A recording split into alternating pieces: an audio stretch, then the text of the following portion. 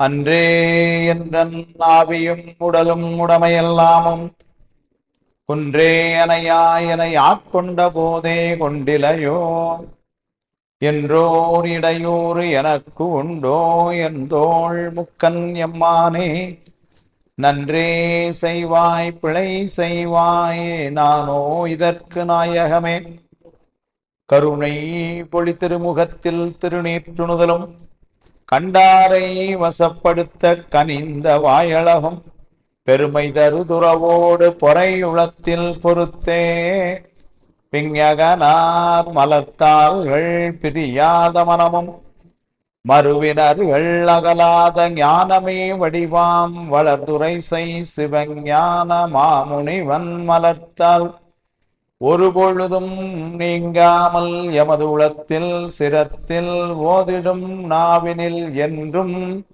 உண்ணி வைத்தே உரைப்பான்.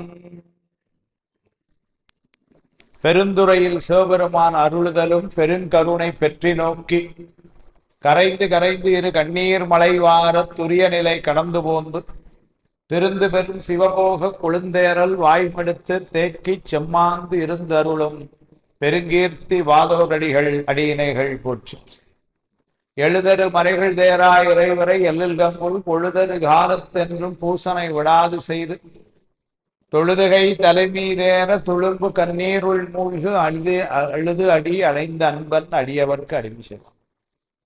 எல்லாம் வல்ல இறைவன் திருவருளை சிறமேற்கொண்டு திரு கைலாய பரம்பரை திருவாவூதுறை ஆதீனம் ஸ்ரீ குருமகா சன்னிதானங்களுடைய பொன்னார்த்தபடி கமலங்களுக்கும் சைவத்தின் குலதெய்வமாய் விளங்குகின்ற மாதவ சிவஞான சுவாமிகளுடைய திருவடிகளுக்கும் என்னை நெறியில ஈடுபடுத்தி ஆண்ட அருள் என்ற குருநாதர் தங்கவேல் சுவாமிகளுடைய திருவடிகளுக்கும் மனம் மொழி மெய் ஆகிய முக்கர்ண வணக்கங்களை மிக பணிவோடு தெரிவித்து இந்த நிகழ்ச்சி நடப்பதற்கு துணையாக இருக்கின்ற நம்முடைய கொங்கு மண்டலம் ஆடல் வல்லான் அறக்கட்டளுடைய தலைவர் உள்ளிட்ட பெருமக்களுக்கும் சபரி கோல்ஸ் டைமண்ட்ஸ் நிறுவனத்தினுடைய தலைவர் உள்ளிட்ட பெருமக்களுக்கும் கலந்து சிறப்பிக்கின்ற அடியார் பெருமக்கள் உங்கள் அனைவரது திருவடிகளுக்கும் எனது அன்பான பணிவான வணக்கங்களை தெரிவித்து மகிழ்கின்றேன்.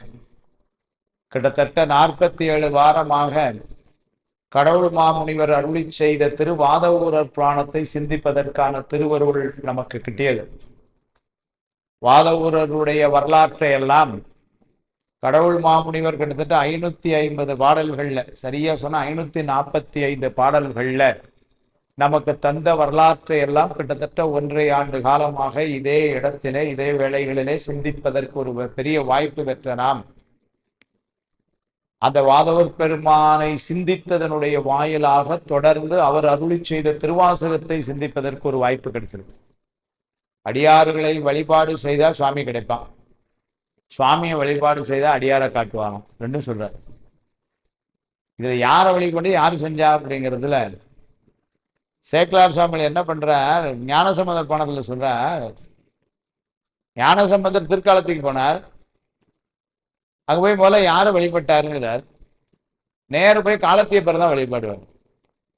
காலத்தியப்பரை வழிபட்ட புண்ணியம் கண்ணப்ப நாயனார் வழிபடுறதுக்கு கிடைச்சதுங்கிறார். கண்ணப்ப நாயனாரை போய் கும்பிட்ட புண்ணியம் காலத்தியப்பர் கிடைச்சாருன்னு சொல்ல, காலத்தியப்பரை போய் கும்பிட்ட புண்ணியம் கும்பிட்ட பயன் காண்பார் போல் மெய்வேடர் காணும்னார். அதனால காலத்தியப்பரை வழிபாடு செஞ்சா அவர் யாரை காட்டினாரா, அடியாரை காட்டுறாரா, அங்க போய் வழிபாடு செய்யன்னு சொல்லி. அது மாதிரி இங்க நமக்கு இப்ப எப்படி அமைப்பு அப்படின்னா, வாத ஊரரை நம்ம வழிபாடு செஞ்சோம் 47 வாரமா. அவர் எதை காட்டினார்னாரு, சுவாமியை காட்டு. ஏன்னு சொன்னால் அவர் திருவாசகம் தானே காட்டினாரு, சுவாமியை காட்டினார். எப்படி சொல்றீங்க? ஒரு காலத்திலே சிவபூசை செய்ய இயலாதவர்கள், சிவபூஜைக்கு விசேட தீட்சை வாங்குவதற்கான ஒரு வாய்ப்புகள் ஏதோ கைகூட பெறாதவர்கள் சிவபூசைக்கு இணையாக ஒன்று செய்ய வேண்டும் சொல்லி திருவாசக பூசை செய்திருக்கிறார்கள். வரலாறு அதை தண்டமணி தேசிகர் குறிப்புரையில காட்டுறார். திருவாசகம் புஸ்தகத்தை வச்சு அதுதான் சிவம்னு கும்பிட்டு இருக்கிறாங்க. இது புஸ்தகமா வந்த காலம் மட்டுமல்ல, அதற்கு முன்னாடி ஓலைச்சுவடியிலே வச்சு கும்பிட்டு இருக்கிறாங்க. இதை எங்க எழுதுறாருன்னா தண்டமணி தேசிகர், அதனால நிறைய ஓலைச்சுவடிகள் உருவாக்கப்பட்டன.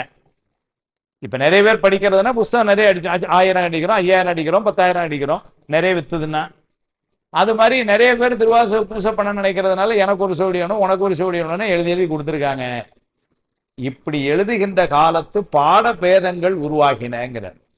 நிறைய எழுதி எழுதி கொடுக்கும் பொழுது அங்கன சில இடங்கள்ல எழுத்துக்கள்ல, ஏன்னா எழுதினவன் தானே, எழுதுறவனுக்கு முழுமையா திருவாசகம் தெரிஞ்சிருக்க வாய்ப்பு இல்லை. அதை பார்த்து எழுதுறவன் எழுதும் பொழுது சிற்சில பாடபேதங்கள் உருவாகின என்று, அதனாலேயே திருவாசகத்துல பாடபேதங்கள் நிறைய இருக்கிறதுக்கு இது ஒரு காரணம்னு எழுதுற.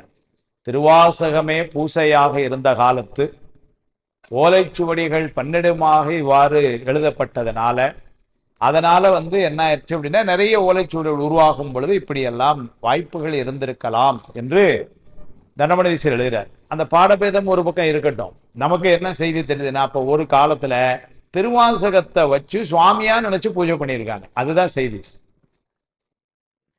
திருவாசகத்தை எப்படி பண்ண, சிவபூசை பண்ண வாய்ப்பு இல்லாதவர்கள் சிவபூஜையாக வைத்து பூசினார்கள். என்ன அர்த்தம்னா, Thiruvasagam is equal to Sivaperuman அப்படி வச்சு பண்ணியிருக்காங்க. அதுதான் சிறப்பு. அதனாலதான் திருவாசகத்துக்கு உரை எழுதுறதுக்கு பயந்துருக்காங்க ஒரு காலத்துல. ஏன்னா திருவாசகத்துக்கு நாம யார் உரை செய்ய முடியும் அப்படின்னு போன வாரத்துல சொல்லும் பொழுதே, யாரெல்லாம் உரை செய்தார்கள்னு சொல்லி சீர்காழி தாண்டவராயர்ல ஆரம்பிச்சு வரிசையா சொல்லிட்டே வந்தோம். அதுல ஒரு குறிப்பு என்னன்னா, பெருங்கவிஞர் மீனாட்சி சுந்தரம் பிள்ளையுடைய தலைமானாக்கர் என்று சொல்லி போற்றப்படுகின்ற தியாகராஜ செட்டியார். இந்த தியாகராஜ செட்டியார்கிட்ட அவருக்கு நண்பர் பட்டாபிராம பிள்ளை திருவாசகத்துக்கு உரை எழுதுங்க பிள்ளைவாள், திருவாசகத்துக்கு உரை எழுதுங்க செட்டியார் வாழ்னு கேட்டே இருக்கிறார். அவரு செய்யறேன்னு சொல்லிட்டு அதை செய்யாம டபாச்சிட்டே இருந்தாராம். ஒரு முறை திருச்சியில ஸ்ரீரங்கத்தை நோக்கி 2 பேரும் காவிரி பாலத்துல நடந்து போகும் பொழுது, செட்டியாரால் அந்த திருவாசகம் உரை என்ன கேட்டே இருக்கிறேன், தரமாட்டேங்கிறீங்களா, எழுதி கொடுங்க அப்படின்னு கேட்ட போது தியாகராஜ செட்டியார் சொன்னாராம், பிள்ளைவாள் திருவாசகத்துக்கு உரை எழுதணும், இன்னொரு முறை கேட்டீங்கன்னா நான் காவிரியில குதிச்சு செத்து போயிருவேன்ட்டாரான். அப்படின்னா என்ன அர்த்தம்னா, திருவாசகத்துக்கு உரை என்னால எப்படி எழுத முடியும், அதை போய் கேட்குறீங்க அப்படின்னு சொல்லி இந்த குறிப்பை யார் பண்ணாலும் தண்டமணிதீசர் கூறுகிறார். அதனால இப்படி ஒரு காலம் இருந்தது. ஏன்னு சொன்னால், இந்த பாட்டுக்கு பொருள் என்ன என்று கேட்ட பொழுதே வாதோர்பானம் சொல்லுச்சு, நான் அங்க பொருள் சொல்றேன்னு சொன்னார். 3000 அந்தணர்களும் மாணிக்க வாசருடைய பண்ணசாலையிலே வாசல்ல போய் நிற்கிறார்கள். நேற்று அந்த ஓலைச்சூடி சுவாமி வச்சுட்டு போனா, அது நீங்க சொல்ல அவர் கைப்படை எழுதியதுன்னு அதுல கையெழுத்தும் போட்டிருக்கிறான். அதனுடைய பொருளை நீங்க எங்களுக்கு சொல்லுங்கன்னு, நீங்க வாங்க நானும் வாரேன்னு முன்னாடி நேரம் கனகசபை முன்னாடி நின்னாரி வரலாம் பொருள் சொல்ல போறாங்கன்னு பார்த்தாங்க. இதற்கு பொருள் இவர் தான் உள்ள போனார், போயிட்டார். அதோட அப்ப திருவாசகத்துக்கு பொருள் யாரு அப்படின்னா சுவாமி தான் பொருள். அதனால திருவாசகத்தை சுவாமியா வச்சு பூஜை பண்ணி இருக்கிறார்கள். திருவாசகம் உணர்த்துகின்ற பொருள் யாருன்னா சுவாமி தான். அப்ப திருவாசகத்துக்கு யாரால பொருள் எழுத முடியும்? சுவாமியை பத்தி நல்லது தெரிஞ்சவன் தான் எழுதணும். உலகத்துல யாரும் கிடையாது. சுவாமியை முழுதும் உணர்ந்தார்கள் என்பது யாருமே கிடையாது. அவரை அறிந்தவர்கள் என்பது, அவரை அடைந்தவர்கள் கூட அவரை முழுமையாக அறிந்ததில்லைன்னு குறிப்பிடுகிறார் சாமி.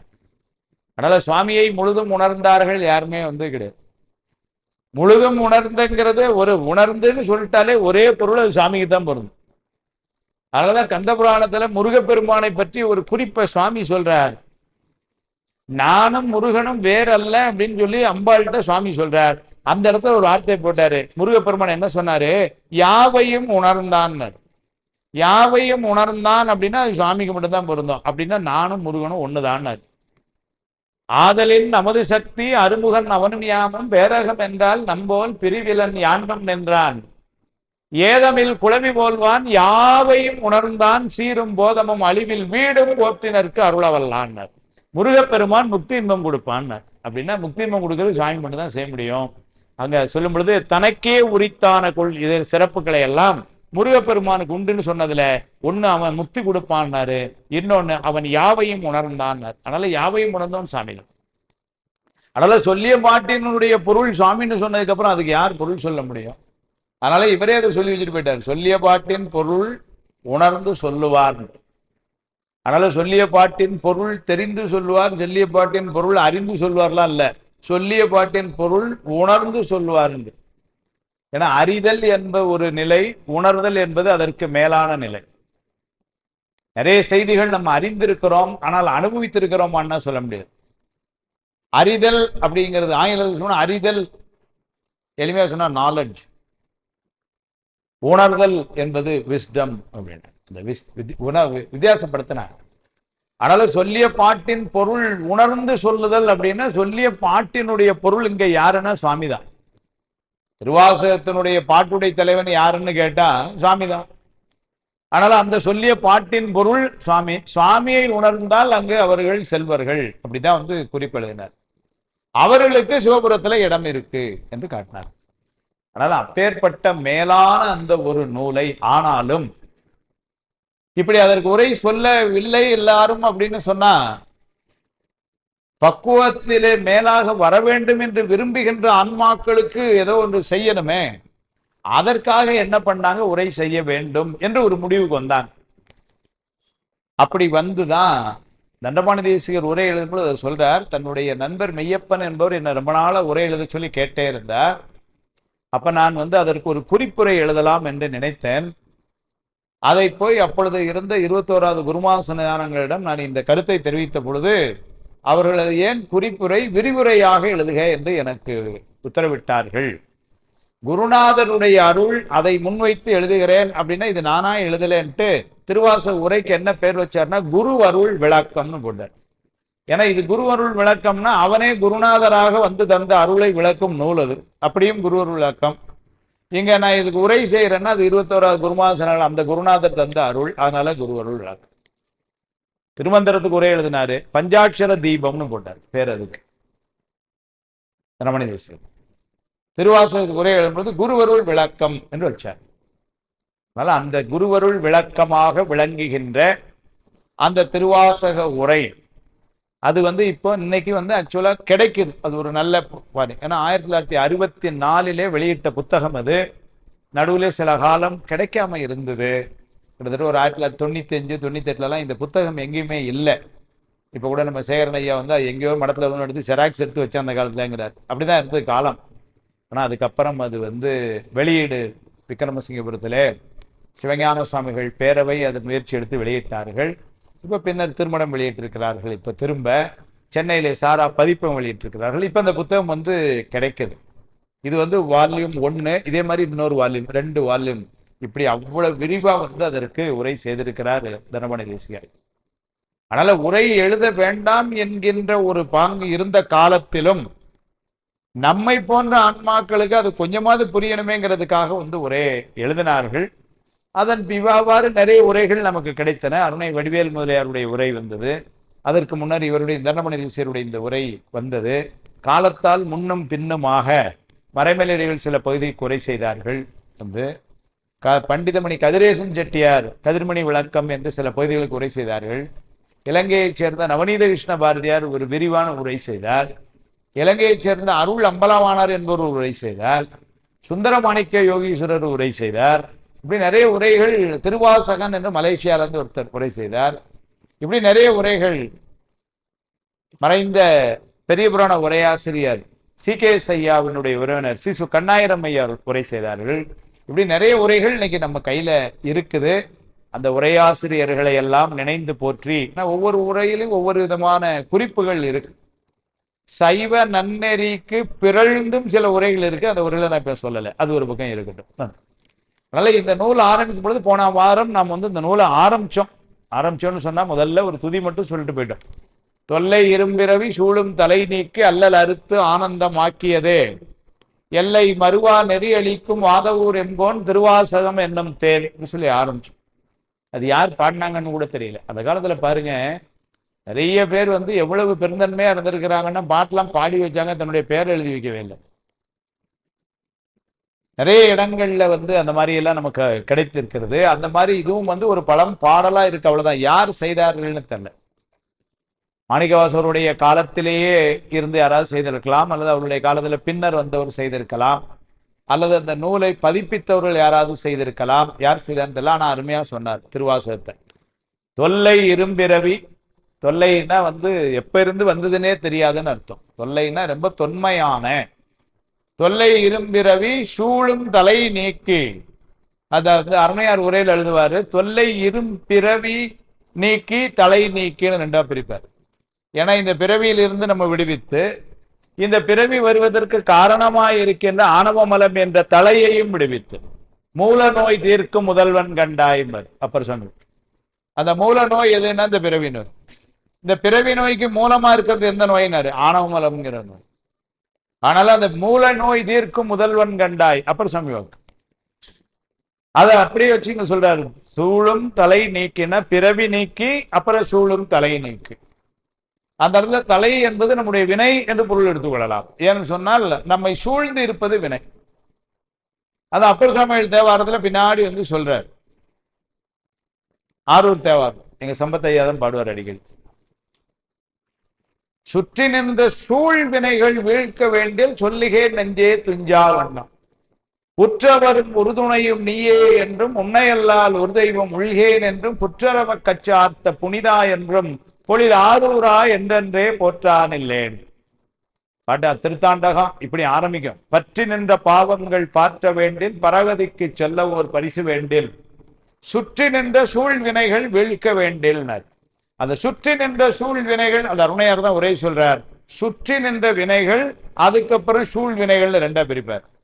சுற்றி நின்ற வினைகள்னா நம்மளை சுத்தி நின்று அந்த பக்கம் அசை விடாம படுறது இந்த வினைன்னு. ரொம்ப சிக்கல்ல மாட்டிக்கிட்டேன் சார், என்ன பண்ணனே, வரிசைய பிரச்சனைகள் அப்படின்னு சொல்லி சொல்றோம். அது சுற்றி நின்ற வினைகள். அதே மாதிரி அடுத்தால ஒரு வார்த்தை கூடாது, சூழ் வினைகள்னாரு. சூழ் என்று சொன்னால் மொய்த்து விடுதல்னு அர்த்தம். ஒண்ணுக்கு மேல ரெண்டுக்கு மேல மூணுக்கு மேல வந்து பிரச்சனைகள் வந்து அது வினைகள் வந்து நம்மை மொய்த்து விடுகின்றன. அதுதான் வந்து சூழ் வினைகள். அதைத்தான் இங்க சொன்னார். தொல்லை இரும்பிரவி சூழும் தலை நீக்கினர். சூழும் தலைனா அவர் நம்மை சுற்றி இருக்கக்கூடிய வினைகள். அந்த வினைகள் தான் வந்து நம்ம என்ன பண்ணுதுன்னாரு, பிறவிக்கு தள்ளுது. ஆனால பிறவியும் நீக்கி பிறவிக்கு காரணமான வினையையும் நீக்கி. ஏன்னா பிறவி காரணமான வினையை நீக்கியாச்சுன்னா பின்னாடி பிறவி வர்றதுக்கு வழியே கிடையாது. அதனால அந்த மூல நோயையும் நீக்கியாச்சுன்னா பிரச்சனை இல்லை. ஆனாலும் அதை செய்யறாரு. தொல்லை இரும்பிறவி சூழும் தலை நீக்கி அல்லல் அறுத்து ஆனந்தம் ஆக்கியதேன்ட்ட. ஆனந்தம் எங்கன்னா சாமி இருக்கிறது தான் ஆனந்தம். அதான் கடைசியில கொண்டு முடிக்கும் பொழுது ஆனந்த மாலைன்னு வச்சார். ஏன்னா அது சுவாமி கூட போய் சேர்றதுக்கு பக்கத்துல பேசுறது. பின்னாடி அச்சோப்பத்துல இதெல்லாம் நீ அருள் செய்தாயின்னு சொல்லிட்டார். அப்ப அருள் செய்ய முன்னாடி என்ன சொல்றாரு, எனக்கு ஒன்றும் தகுதி இல்லை, நீ எனக்கு எப்படி அருள் செய்வாய்? அதான் கேட்கிறார்.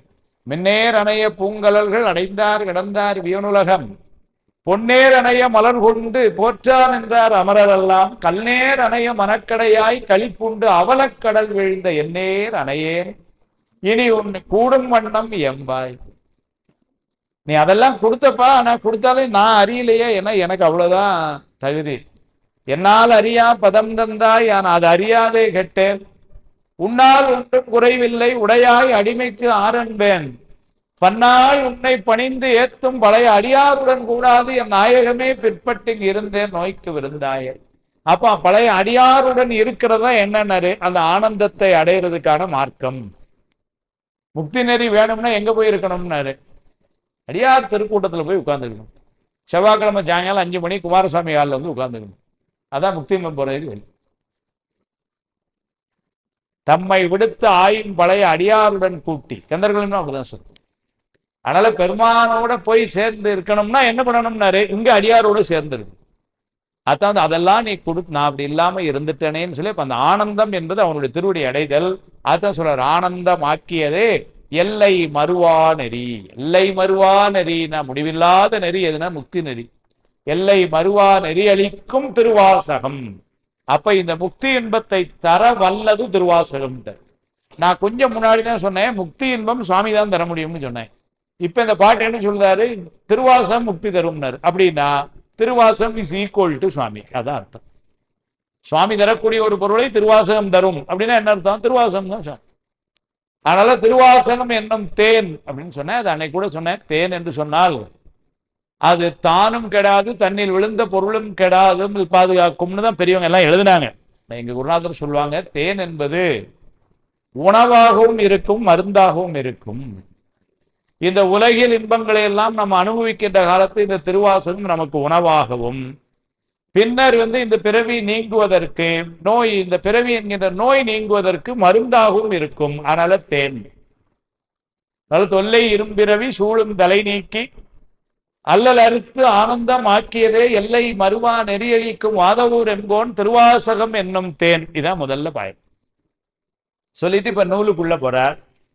முதல் தலைப்பா சிவபுராணம் என்று சொல்றார். இந்த முதல் தலைப்பா சிவபுராணம் தான் பாடி இருக்கிறார் என்று வாதவூர் புராணத்துல குறிப்பு வருது.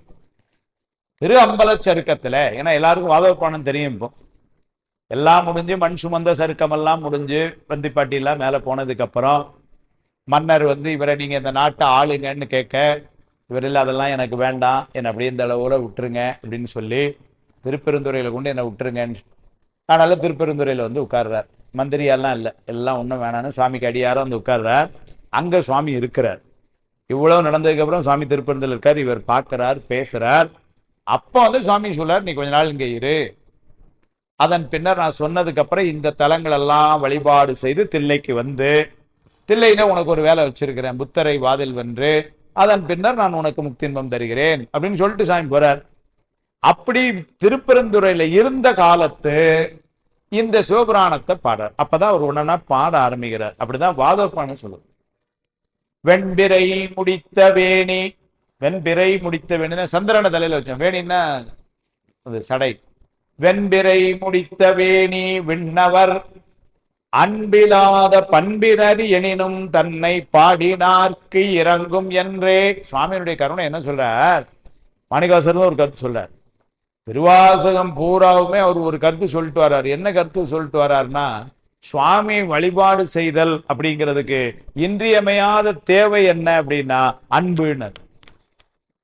சுவாமி வழிபாடு செய்வதற்கு நமக்கு தேவை என்ன அப்படின்னு சொன்னா அன்பு, அவ்வளவுதான். வேற ஒண்ணுமே பெருசா கேட்கல.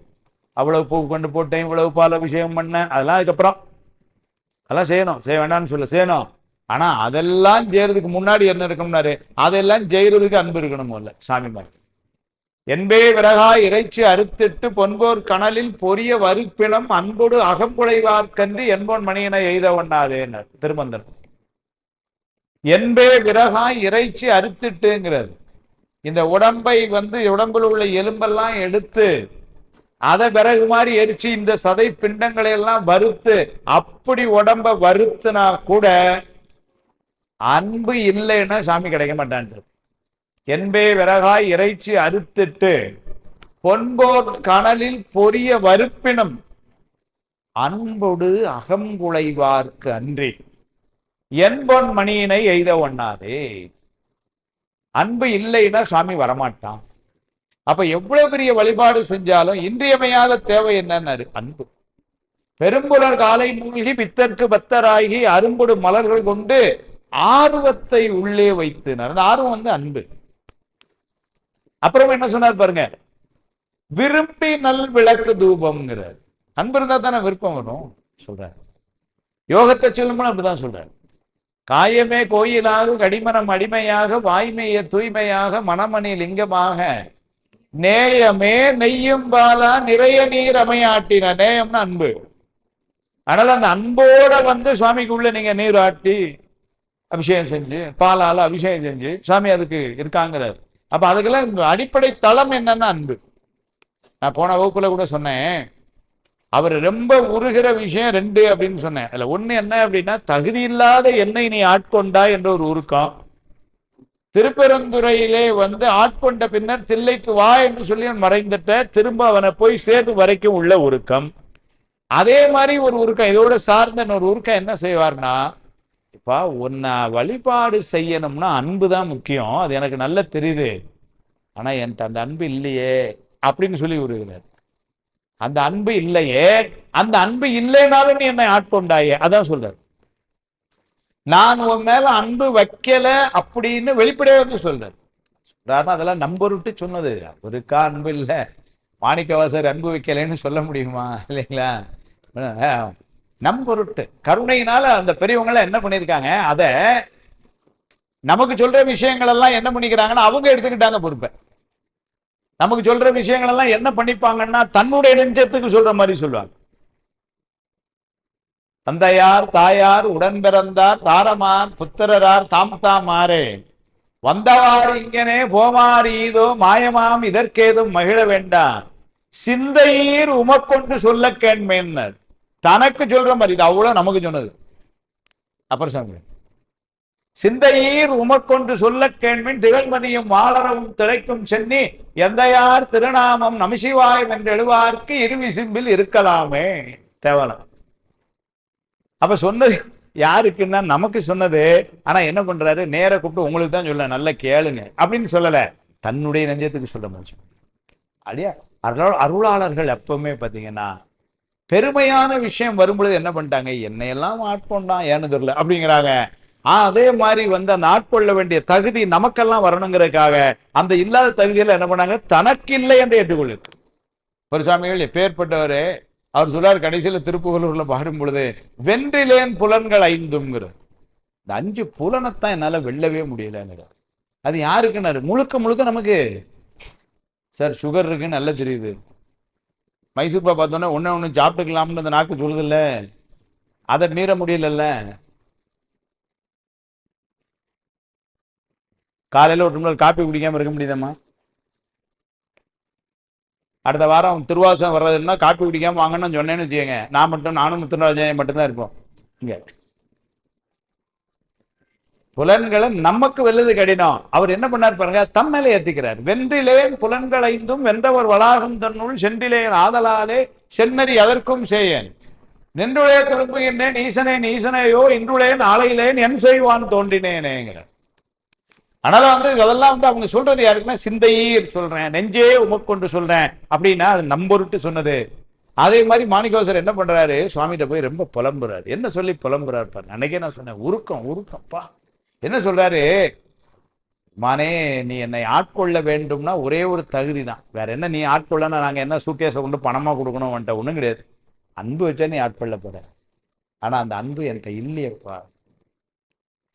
ரெண்டாவது, என்கிட்ட அன்பு இல்லைங்கிற விஷயம் உனக்கும் எனக்கு தான் தெரியும்னாரு. ஏன்னா அது ஊர் பூரா என்ன நினைச்சிட்டு இருக்கிறாங்க, மாணிக்கவாசர் ரொம்ப சுவாமி மேல அன்பு வச்சார் நினைச்சிட்டு இருக்கிறாங்க. ஆனா நான் அன்பு வைக்கலைங்கிற விஷயம் உனக்கு எனக்கு தான் தெரியும். அப்படி இருந்த நீ என்ன ஆட்கொண்டாயே அதுதான் அப்படின்னு உருகிறார். நான் தனக்கு அன்பின்மை நானும் தானும் அறிவோம், தான் என்னை ஆட்கொண்டது எல்லாரும் தாம் அறிவார்னர் கோத்தும்பின. பெருமானே நான் உன் மேல அன்பு வைக்கலைங்கிற விஷயம் உனக்கு எனக்கு மட்டும் தான் தெரியும். ஆனா நீ என்னை ஆட்கொண்ட விஷயம் இன்னைக்கு 21ஆம் நூற்றாண்டு வரைக்கும் எல்லாம் பேசுறான். திருப்பெருந்துறையிலே குருந்தமரத்திலே சிவபெருமான் குருநாதரை வந்து அருள் செய்தோம் அப்படின்னு எல்லாரும் பேசிட்டு இருக்கோம். அப்படி அருள் செய்ய வேண்டும் என்றால் அதற்கு அடிப்படை என்ன வேணும்னாரு, அயரா அன்பின் அரண்களில் செல்மே 12ஆம் சூத்திரம். அந்த அன்பு இருக்கணும். அந்த அன்பான நான் வைக்கலப்பா சொல்றேன். அது ஒரு இடத்துல சொன்னாலும் பரவாயில்ல, ரொம்ப வருத்தப்பட்டு, ஆனால் இன்னொரு இடத்துல சொல்றேன், இல்லை நின் களற்கு அன்பதன் கனே ஏலம் ஏலும் குழலி பங்கனே கல்லை மென்கனி ஆக்கும் இச்சை கொண்டு என்னை நின் களற்கு அன்பனாக்கினாய். எல்லை இல்லை நின் கருணையம் வீரான் ஏது கொண்டு நான் ஏது செய்யணும் வல்லையே எனக்கு இன்னும் உன் களல் காட்டி மீட்கவும் மறுவில் வானனே. வாரந்தோறும் திருவாசகம் உற்சவம் பண்றோம், வாரங்கள்ல சில பேர் நாள்தோறும் பண்றோம், இந்த பாட்டெல்லாம் படிக்கிறோம். ஆனா அந்த நுட்பங்கள்லாம் இந்த மாதிரி இதுல நம்ம சிந்திக்கும், பாட்டை படிக்கும் பொழுது சிந்திக்கணும். இல்லை நின்களற்கு அன்புங்கிறார். இப்ப ஒரு கேள்வி வரும், சார் அவன் ஆட்கொள்ள வேண்டும்னு சொன்னால் அன்புதான் முக்கியம்னா அந்த ஆளே சொல்லிட்டார் அன்பு வைக்கலன்னு, அப்புறம் எப்படி சார் அவரை ஆட்கொண்ட? அப்ப அவர் ஆட்கொண்டார்னா சுவாமி பாரபட்சம் பார்த்திருக்கிறார், அப்படிலாம் ஆயிரும். ஆட்கொள்வதற்குரிய தகுதி அன்பு என்று சொல்ல பெறும், அன்பு இல்லைன்னு அவரே சொல்லிட்டார் என்ன அன்பு வைக்கலன்னு, அப்புறம் எப்படி இவரை ஆட்கொண்டார்னாரு. நல்ல வேளை அவரே பதில் சொல்லிவிட்டார்.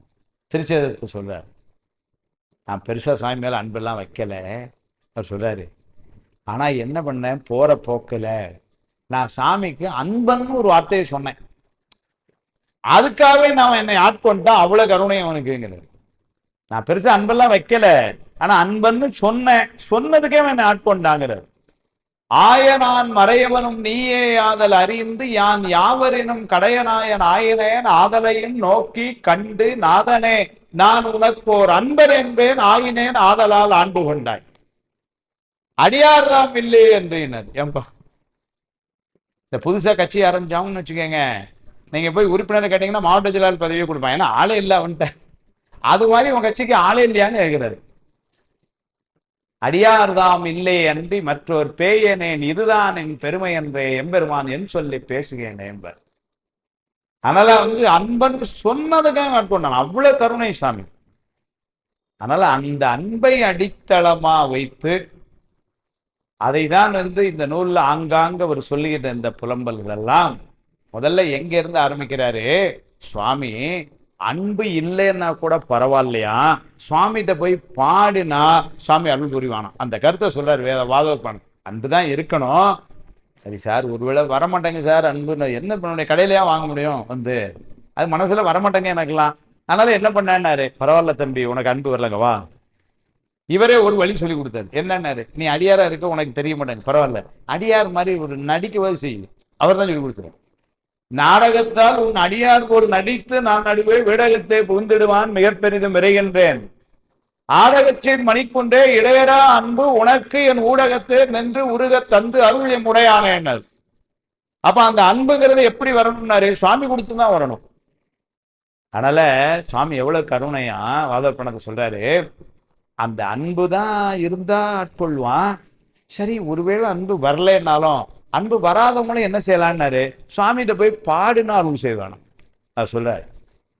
வெண்பிரை முடிந்தவேணி வெண்பிரை முடிந்தவேணி விண்ணவன் சுவாமி அன்பிலாத பண்பினவியனினும் தன்னை பாடுகிறார்க்கு இறங்கும் என்றே. அன்பு செய்தாதான் அருள் செய்வான். அப்படி அன்பு வராத ஆட்களுக்கும் சுவாமி ஒரு மருந்து வச்சிருக்கிறான். என்னன்னாரு, அவன் முன்னாடி போய் பாடிட்டோம்னு வச்சுக்க, நம்ம ஜீவாய வாழ்க அதந்தாள் வாழ்கன்னு போய் பாடிட்டா போருமா, கிராண்டட் கொடுத்துட்றாங்க. அதனால அன்பே இல்லைனாலும் பரவாயில்ல, நேர சுவாமி முன்னாடி போய் பால் நினைந்து விட்டும் தாயினும் சோழப்பரிந்தனை பாவியனுடைய அப்படின்னு பாடிட்டோம்னு வச்சுக்கோங்க, உடனே சாங்ஷன் சொல்ல. அதனால அன்பிலாத பண்பினர் எனினும் தன்னை பாடினார்க்கு இறங்கும் என்றே என்பெரு நமச்சிவாய வாழ்க என்றெடுத்து சிவபுராணம் பாடினது சொல்றார். நமச்சிவாய வாழ்க என்றெடுத்து நாதன் வன்பதம் புகழ்ந்து, அவனுடைய திருவடிகளை புகழ்ந்து ஞான வாசகம் புகழலுற்றார். அந்த ஞான வாசகம் தான் திருவாசகம். முதல்ல வாதோர்பாணத்துல ஆரம்பிக்கிறது. இது எப்படி எதுல இருந்து ஆரம்பிச்சார்னாரு, திருவாசகம் முதல்ல எங்கேருந்து ஆரம்பிச்சுன்னா சிவபுராணத்துல இருந்து ஆரம்பிச்சு. அதை சொல்றார். வெண்பிரை முடிந்த வேணி விண்ணவன் அன்பிலாத பண்பினர் எனினும் தன்னை பாடினார்க்கு இறங்கும் என்றே என்பெரும் நமச்சிவாய வாழ்க என்றெடுத்து நாதன் வன்பதம் புகழ்ந்து ஞான வாசகம் புகழலுற்றார் அப்படின்னு முதல்ல. அப்ப இந்த திருவாரூர் இப்ப நமக்கு படிச்சதுனால அதை அப்பப்ப தொடர்புறுத்திக்க முடியுது. அன்னைக்கே எங்க அமைப்பாளர் சிவராமனையா சொல்லியிருக்காரு, ஒவ்வொரு பதியம் வரும்பொழுது அங்க அதை சொல்லி சொல்லணும் நீங்க அப்படின்னு மிரட்டி வச்சிருக்காரு. அதனால சிவபுராணம் பாடின இடம் பாடிய இடம் திருப்பெருந்துறை. ஏன்னா அடுத்த 3 அகவலும் தில்லையில போய் பாடுறாரு. கீர்த்தி திருவகவல், திருவண்ட பகுதி, போற்றி திருவகவல், இதெல்லாம் எங்கன்னா தில்லையில. ஆனா திருப்பெருந்துறையில தான் முதல்ல ஆரம்பிக்கிறாரு. சிவபுராணம் பாடப்பட்ட இடம் திருப்பெருந்துறை. அது கூட தனமணி சிறு ஒரு குறிப்பு எழுதுறார், ஒரு இலக்கண குறிப்பு எழுதுறார். இடத்துல சிவபுராணம் கலிவெண்பான்னு எழுதுறார். ஆனா வாதோர் புராணத்துல அவர் அகவல் எஞ்சிய அகவல் மூன்றும்னு சொல்லி, அப்ப இதுவும் அகவல்னு தான் பொருள் ஆகுது. அப்ப அவங்க அவர் அகவல் தான் எழுதுறாரு. அதுக்கு ஒரு நியாயம் எழுதுறாரு தண்டபணி தேசிகர். வாதோர் புராணத்துல அவர் அகவல்னு எழுதுறாரு. ஏன்னா எஞ்சிய 3ஓடு சேர்த்து அந்த இனம் பற்றி அகவல்னு சொன்னாரு. ஆனா ரொம்ப குறிப்பா பார்த்தா இது கலிவெண்பா அப்படின்னு ஒரு குறிப்பு எழுதுறாரு. இது இலக்கண குறிப்பு.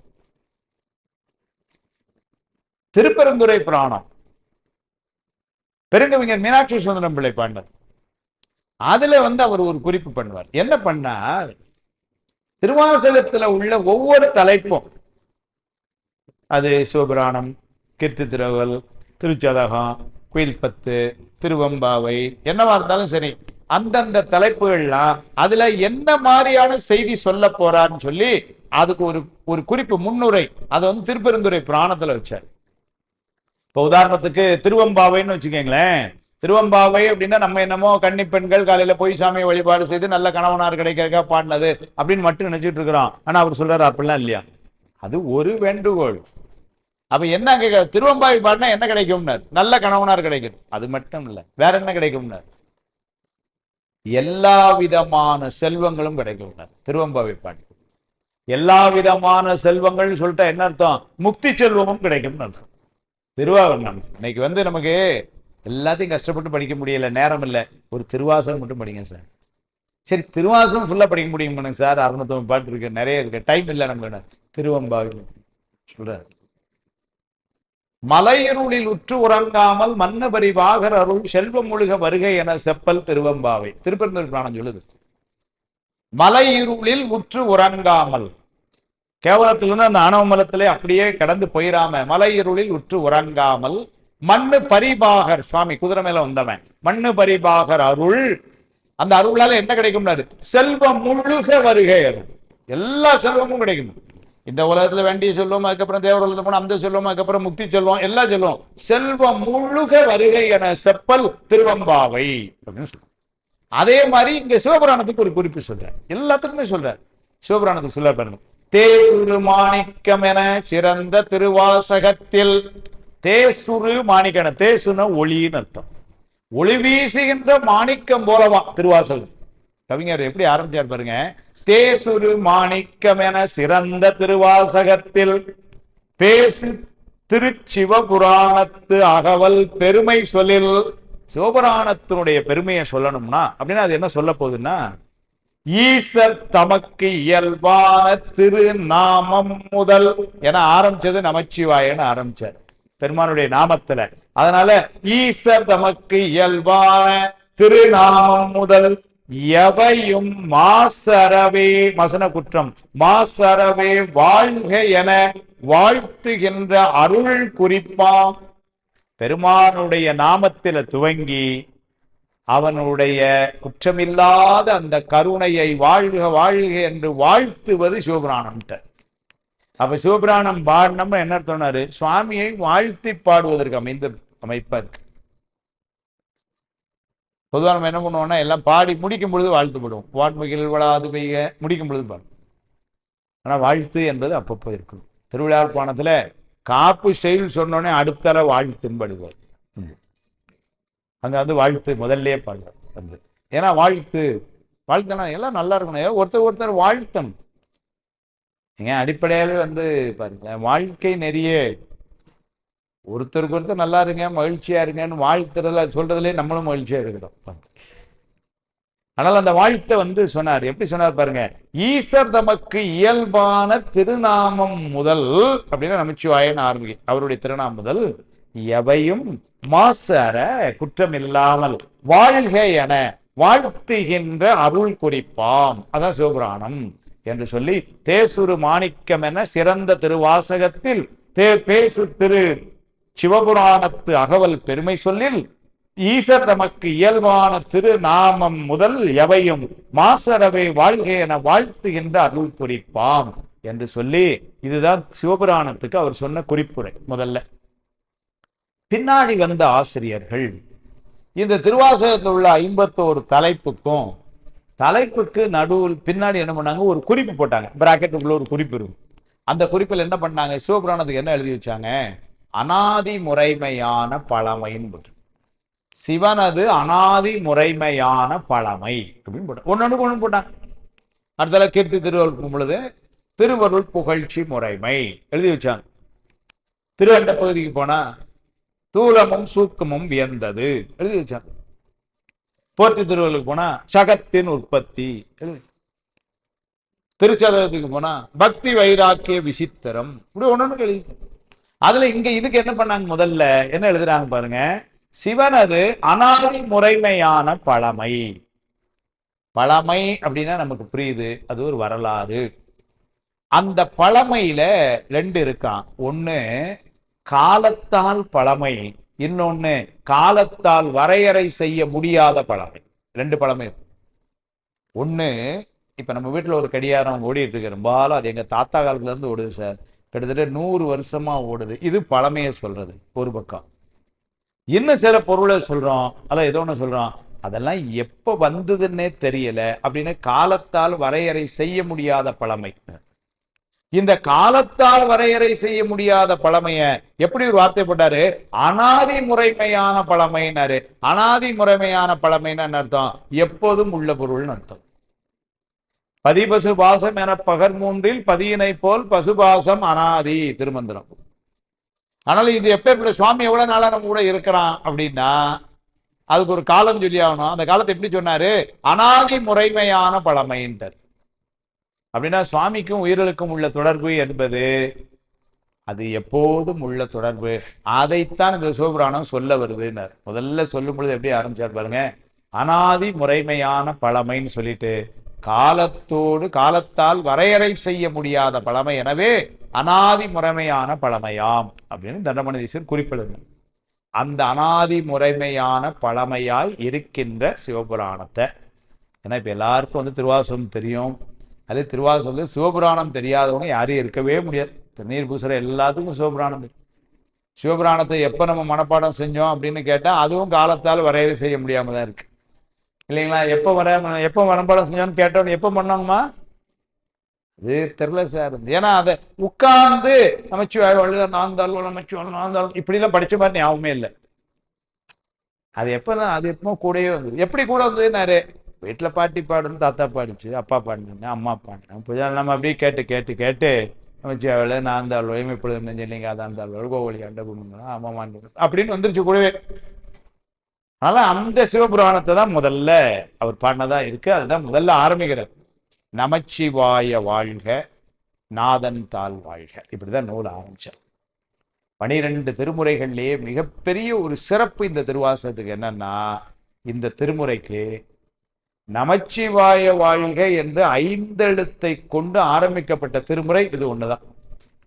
மற்ற திருமுறைகள்லாம் எப்படி இருந்தது அப்படின்னு சொன்னா, திருமுறைகளை முதல்ல எப்படி ஆரம்பிச்சுன்னா, அது ஒரு பெரியவர் சொல்றாரு, பெரியவர் எழுதியிருக்கிறார், திருமுறைகள் எப்படி ஆரம்பிச்சதுன்னா தோடுடையன்னு ஓங்காரத்துல ஆரம்பிச்சது, திருவாசகம் 5 எழுத்துல ஆரம்பிச்சது.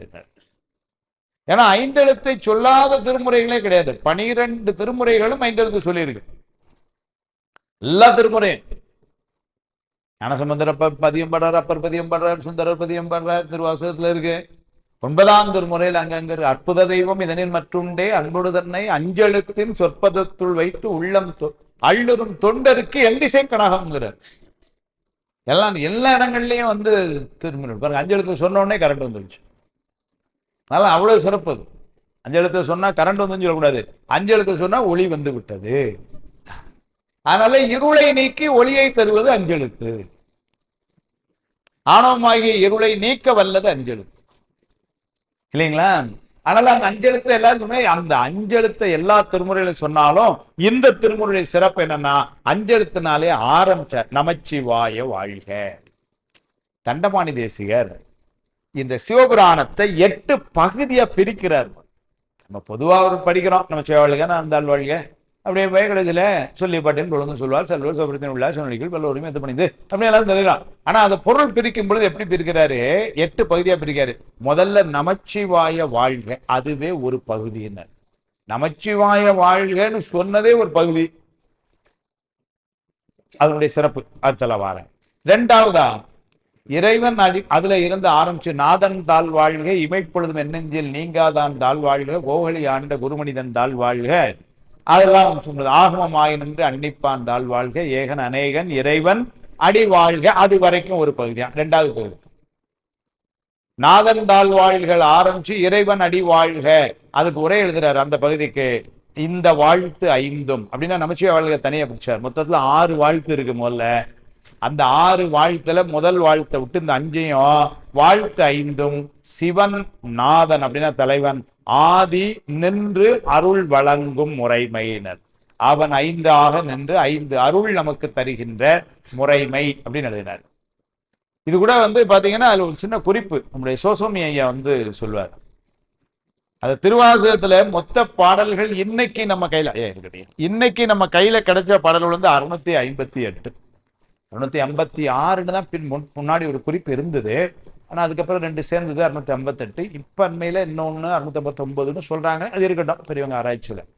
அந்த 658 ஞாபகம் வச்சுக்கிறதுக்கு அவர் சும்மா ஒரு குறிப்பு சொல்லுவார். இந்த நமச்சிவாய வாழ்க, நாதன் தாழ் வாழ்க, இமைப்பொழுது நெஞ்சில் நீங்காதான் தாழ் வாழ்க, கோகலி ஆண்ட குருமனிதன் தாழ் வாழ்க, ஆகமமாய் நின்ற அன்னிப்பான் தாழ் வாழ்க அப்படின்னு நமச்சிவாய வாழ்க, நாதன் தாழ் வாழ்கன்னு பாத்தீங்கன்னா மொத்தம் 6 வாழ்க வரும். அதனால அதை முதல்ல எழுதிக்கங்கன்னாரு 6. அதுக்கப்புறம் அடி ஈசன் அடி சரி வெல்கன்னு வரும். வெல்க என்னெல்லாம் வரும்? பிறப்பருக்கும் விங்ககந்தன் பெய்கடல்கள் வெல்க, புறத்தாருக்கு சேயோந்தன் பூங்கடல்கள் வெல்க, கரங்குய்வார் உள்மையிலும் கோன்கடல்கள் வெல்க, சிறங்குய்வார் ஊங்குவிக்கும் சீரோன் கடல் வெல்க. அதுக்கு முன்னாடியே முதல்ல ஒரு வெல்க வேகம் கெடுத்தாண்ட வேந்தன் அடி வெல்கால இருந்து ஆரம்பிக்கணும். அப்ப வெல்க 5, அதை எழுதிக்கங்க. அதுக்கப்புறம் போற்றி சொல்லுங்க. ஈசன் அடி போற்றி, எந்தை அடி போற்றி, தேசன் அடி போற்றி, சிவன் சேவடி போற்றி, நேயத்தே நின்ற நிமலன் அடி போற்றி, மாய பிறப்பருக்கு மன்னன் அடி போற்றி, சீரார் பெரும்புரன் தேவன் அடி போற்றி, ஆறாத இன்பம் அருளும் மலை போற்றி. 8 எழுதிக்கங்க. இதுதான் திருவாசகத்துடைய மொத்த பாட்டு. 6 வாழ்த்து, 5 வெல்க, 8 போற்றி, 658 பாட்டு திருவாசகம். இது சோசோமியா ஒரு குறிப்பா சொன்ன ஞாபகம் வச்சுக்கிறேக்கா. ஏன்னா இந்த எண்களை செல்லங்களை ஞாபகம் வச்சுக்கிறதுக்கு இப்படிலாம் சொல்ல குறிப்பு இருந்தேன்னா எவ்வளவு பாடுனா டக்குன்னு 658 வராது. 6, 5, 8 இப்படி. ஆனாலும் தண்டமணி தேசியர் எப்படி பிரிச்சார்? முதல்ல நமச்சிவாய வாழ்க, அது மந்திரமாம் சொல்லிட்டார். அதுக்கப்புறம் நாதன் தாழ்வாழ்கள் ஆரம்பிச்சு இறைவன் அடி வாழ், அந்த வாழ்த்து 5ம் அவன் சிவன் நாத ஆதியாய் நின்று அருள் செய்யும் திறமாம் அப்படின்னு எழுதினார். அதுக்கப்புறம் வேகம் கெடுத்தாண்ட வேந்தனடி வெல்க, அதுல இருந்து ஆரம்பிச்சு சிறங்குவிவார் வெல்க அது வரைக்கும், அந்த பகுதி வரைக்கும் உள்ள பகுதி திருவடி வெற்றி கூறும் பகுதி 5ம் பஞ்சமல நிவர்த்தியாம் எழுதினார். பஞ்சமல நிவர்த்தி அப்படின்னா சைவசாந்தம் படிக்கும் பொழுது தெரியும். சாதாரண சொல்லும் பொழுது ஆணவம் கண்மம் மாயைன்னு 3ஆ சொல்லுவோம். விரித்து சொல்லும் பொழுது ஆணவம் கண்மம் மாயை, மாயேயம் திரோதானம்னு 5 மலம். திருவாசகத்திலே நீத்தல் உண்ணப்பட்ட வரும். மலங்கள் 5ஆல் சுழல்வன் தயிரில் பொறு மத்துரவேந்து. 5 மலங்கள் விரிச்சொன்னா அந்த 5 மலங்கும் நீங்கிறது தான் வேகம் கெடுத்தாண்ட வேந்தனடிகள். அதுல இருந்து உள்ள பகுதி.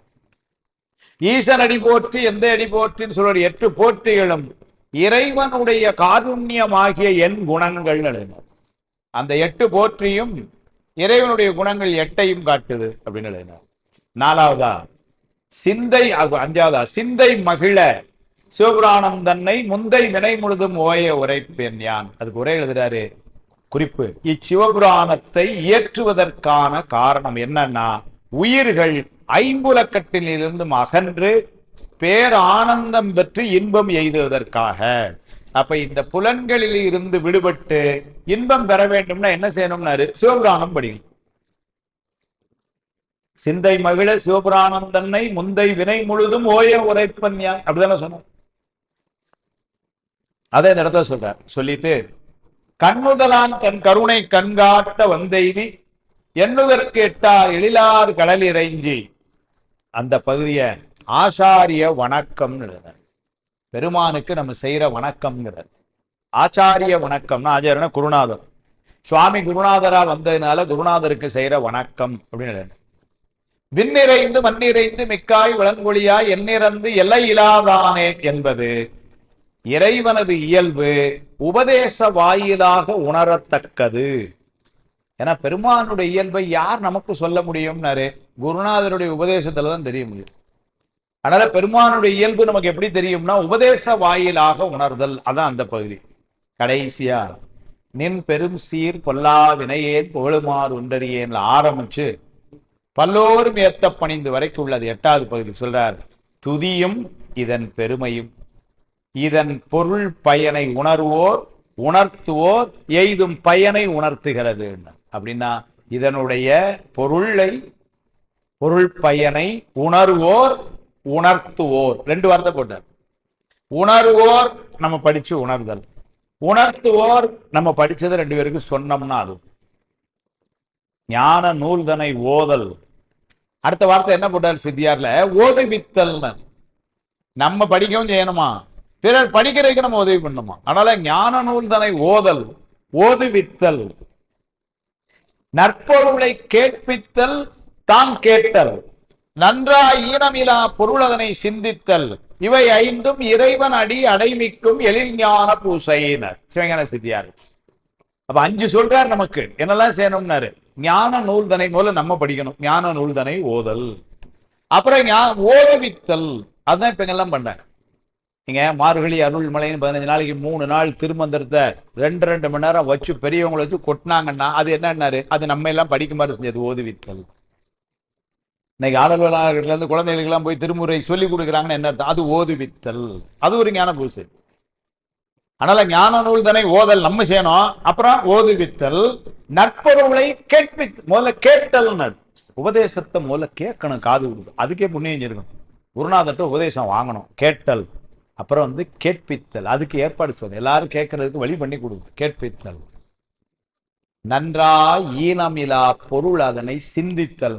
உயர் குருநாதர் கொடுத்த உபதேசத்தை சிந்திக்கணும். எப்படி சிந்திக்கணும்னாரு, கேட்டவாறே சிந்திக்கணும்னா. இந்த ஆள் சொன்னது சரியா இருக்கான்னு தெரியல, தான் சிந்திச்சுக்கிட்டு. அப்படி சிந்திக்க முடியாது. சுவாமியை அவங்க சொன்னதை சொன்ன மாதிரியே சிந்திக்கணும், கேட்டவாறே சிந்தித்தல். இந்த 5 தான் இறைவன் அடி அடைவிக்கும் எழில் ஞான பூசை. அதைத்தான் கடைசியில் கொண்டு சொன்னார். இதன் பொருள் பயனை உணர்வோர் உணர்த்துவோர் எய்தும் பயன் அதை சொல்லுதுன்ட்டார். எய்தும் பயன் என்ன சொல்லுச்சு? செல்வர் சிவபுரத்தின் உள்ளார். அதான் இந்த புலோகத்தில் இருப்பவர்கள் எல்லாம் வந்துட்டு போற இந்த உலகத்தில் இருப்பவர்களுக்கு வாரா உலகத்துக்கு வழி சொல்லப்படுகிறது. அதுதான் சிவபுரத்தின் உள்ளார். சிவபுரத்தின் உள்ளார் சிவனடிக்கீழ் பல்லோரும் ஏத்த பணிந்து முதல்ல ஆரம்பிச்சாரு. அதே செய்தியை கடைசியில் ஆனந்த மாலையில் ஒன்று முடிகிறார். சீலம் இன்றி நோன்பின்றி செறிவே இன்றி அறிவின்றி தோலின் பாவை கூத்தாட்டாய் சுழன்று விழுந்து கிடப்பேனை மாலும் காட்டி வழிகாட்டி வாரான் உலக நெறியேற கோலம் காட்டி ஆண்டானை கொடியேன் என்று. அப்ப மாலும் காட்டி வழிகாட்டின இந்த உலகம் மயக்கம் தர மால்னா மயக்கம் தெரிகிற இந்த உலகத்துக்கு முதல்ல இன்னொரு காட்டி, இதுக்கு வர்ற வழியை காட்டி, அதுக்கப்புறம் எங்க எடுத்துட்டு போறான்னாரு, வாரான் உலகம். அதுதான் சிவபுரம். அங்க போனா திரும்ப இங்க வர வேண்டாம். இந்த உலகத்துக்கு வரைக்கும் எத்தனோட வந்துட்டுமோ தெரியல, பிறவி இன்னும் எத்தனோட வரப்போறோமோ அதுவும் தெரியல. ஆனா திருவாசகம் பிடிச்சா திரும்ப வர வேண்டாம். ஏன்னா இவரே சொல்றார், பிறந்த பிறப்பு அறுக்கும் எங்கள் பெருமான்ட்டு. அந்த பிறந்த பிறப்புன்னா இதுதான். திருவாசகத்தை படிச்சோம்னு வச்சுக்கீங்களேன், என்னென்ன அனுபவிக்குமோ அனுபவிச்சுருங்க. ஏன்னா அடுத்த பிறவி கிடையாது. சரி, அடுத்த பிறவி வரும்போது எல்லாம் பார்த்துக்கலாம் சார், ஏதாவது விட்டு வச்சுட்டு போகாதீங்க. சித்தாந்தத்தை சிவன் திருக்கடைக்கண் சேர்த்து சனனம் ஒன்றிலே சீவன் முத்தராய் ஆண்டு சொல்றாரு சித்தியார். இந்த பிறவியிலே சுவாமி செய்வாங்க. அது யாருன்னா திருவாசகம் சொல்லு. பிறந்த பிறப்பு அறுக்கும் எங்கள் விழும். அதனால இந்த பிறவிலே அது சிவபுராணம் பாட்டணும்னு வச்சுக்கோங்களேன். செல்வர் சிவபுரத்தின் உள்ளார். அங்க உள்ள போய் திரும்ப இங்க வர சாத்திரமா அப்படிதான் சொல்லுச்சு.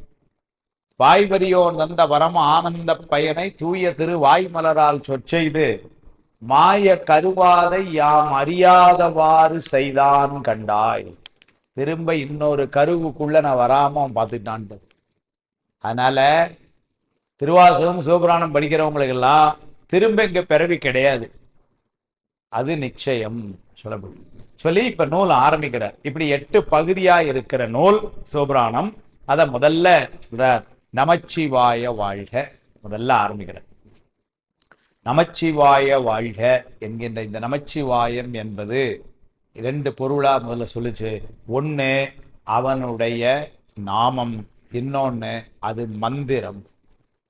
மந்திரங்கள்லயே தலையாய மந்திரம் நமச்சிவாய மந்திரம், 5 எழுத்து மந்திரம். அதுலதான் முதல்ல ஆரம்பிக்கிறார் இந்த மந்திரத்தினுடைய சிறப்பு. அதனால என்ன பண்ணார், அது பிறவி எல்லாம் நீக்க வல்ல மந்திரம்.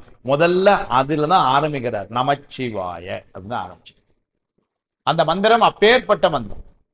ஞான மெய் நெறிதான் யாருக்கும் நமச்சிவாய சொல்லாம் என்று ஆனசீர் நமச்சிவாய பதிகத்தை வானும் நிலனும் கேட்க இத்திருமணத்தில் வந்தோர் யாவரும் ஈனமாம் பிறவி நீங்க புகுக சொல்றார் பெரிய பாடல்.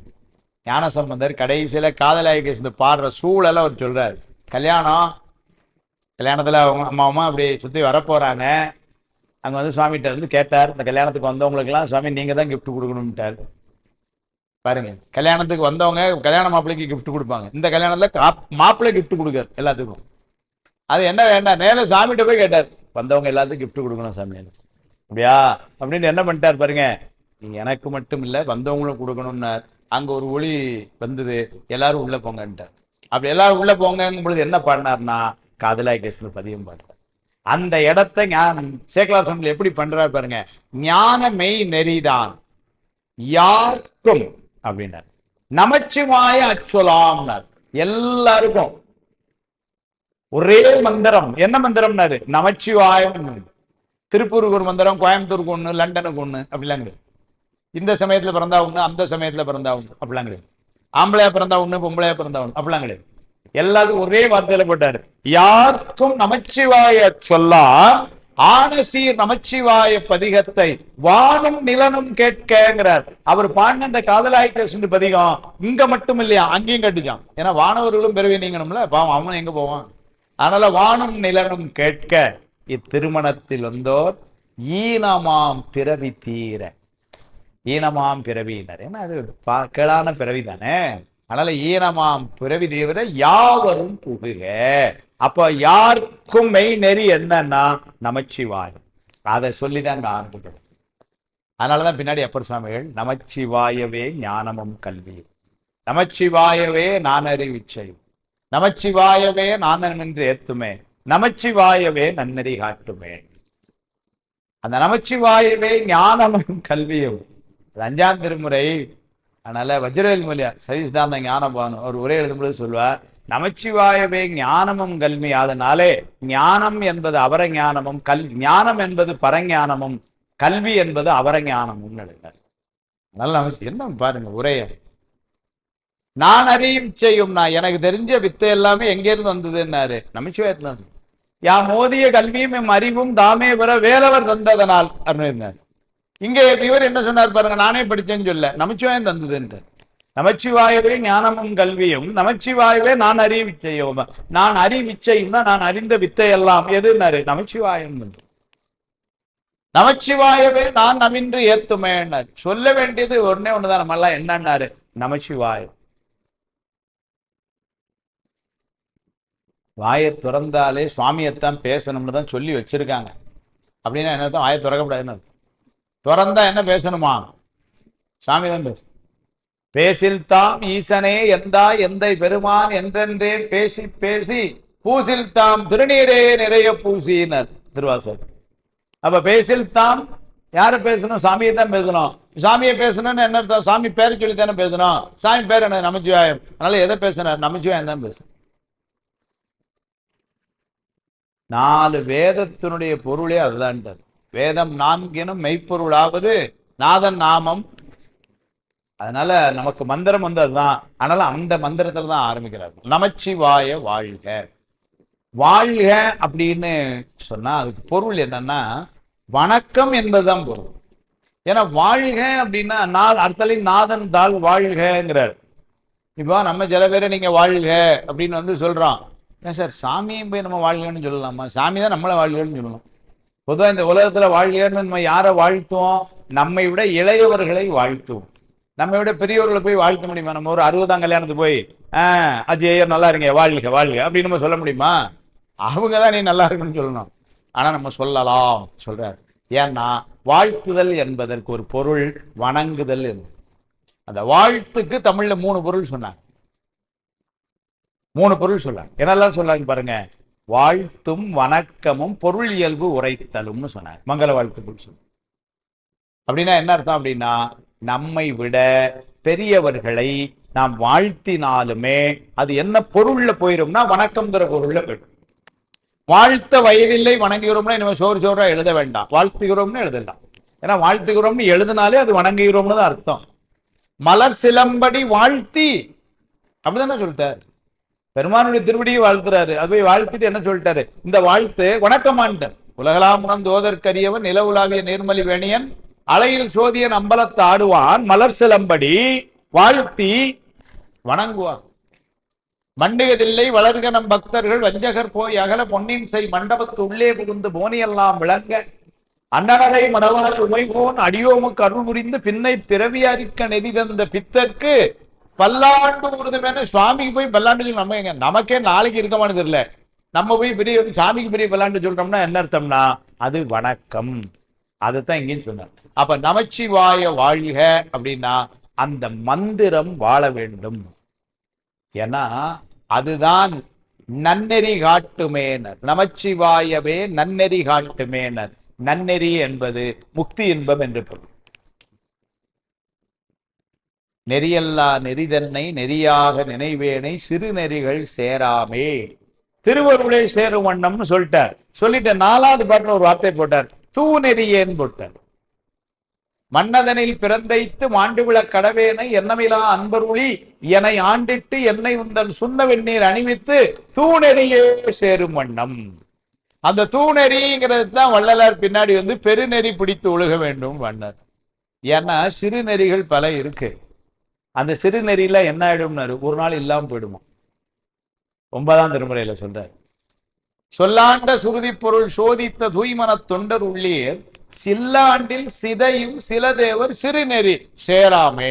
அந்த பக்கம் போயிடாம எங்க போனோம்னாரு, தூ நெறியில போய் நிக்கணும் பெருமானே. அதுக்கு நீ அருள் பெரு. அந்த தூ நெறிங்கிறது என்னன்னா அதுதான் நன்னெறி, அதுதான் செம்நெறி, அதுதான் முக்தி நெறி. ஆனால நமச்சிவாயவே நன்னெறி காட்டுமே. அப்புறம் சமையல் சொன்னா அந்த நமச்சிவாயம் தான் முக்தி இன்பத்துக்கு எடுத்துருவோம். எடுத்த உடனே எங்க ஆரம்பிச்சார் பாருங்க, நமச்சிவாய வாயு. முக்தி இன்பத்துக்கு முதல்ல சொல்றாரு. முக்தி இன்பத்துக்கே வழின்னு சொல்லியாச்சுன்னா அதுக்கப்புறம் சின்ன சின்னதெல்லாம் என் பிள்ளைக்கு சீக்கிரம் கல்யாணம் நடக்கணும், எனக்கு லாட்டரியில் பிரைஸ் வரணும், பிள்ளைக்கு வேலை கிடைக்கணும், இதெல்லாம் அதுக்குள்ள அடங்கிடுச்சு. சார் நான் உங்களுக்கு ஒரு 10 கோடி ரூபா தரேன்னு சொன்னப்புறம் இல்லை ஒரு 5000 ரூபா இருக்குமா அப்படின்னு நீங்க கேட்டீங்கன்னா அது என்ன அர்த்தம்?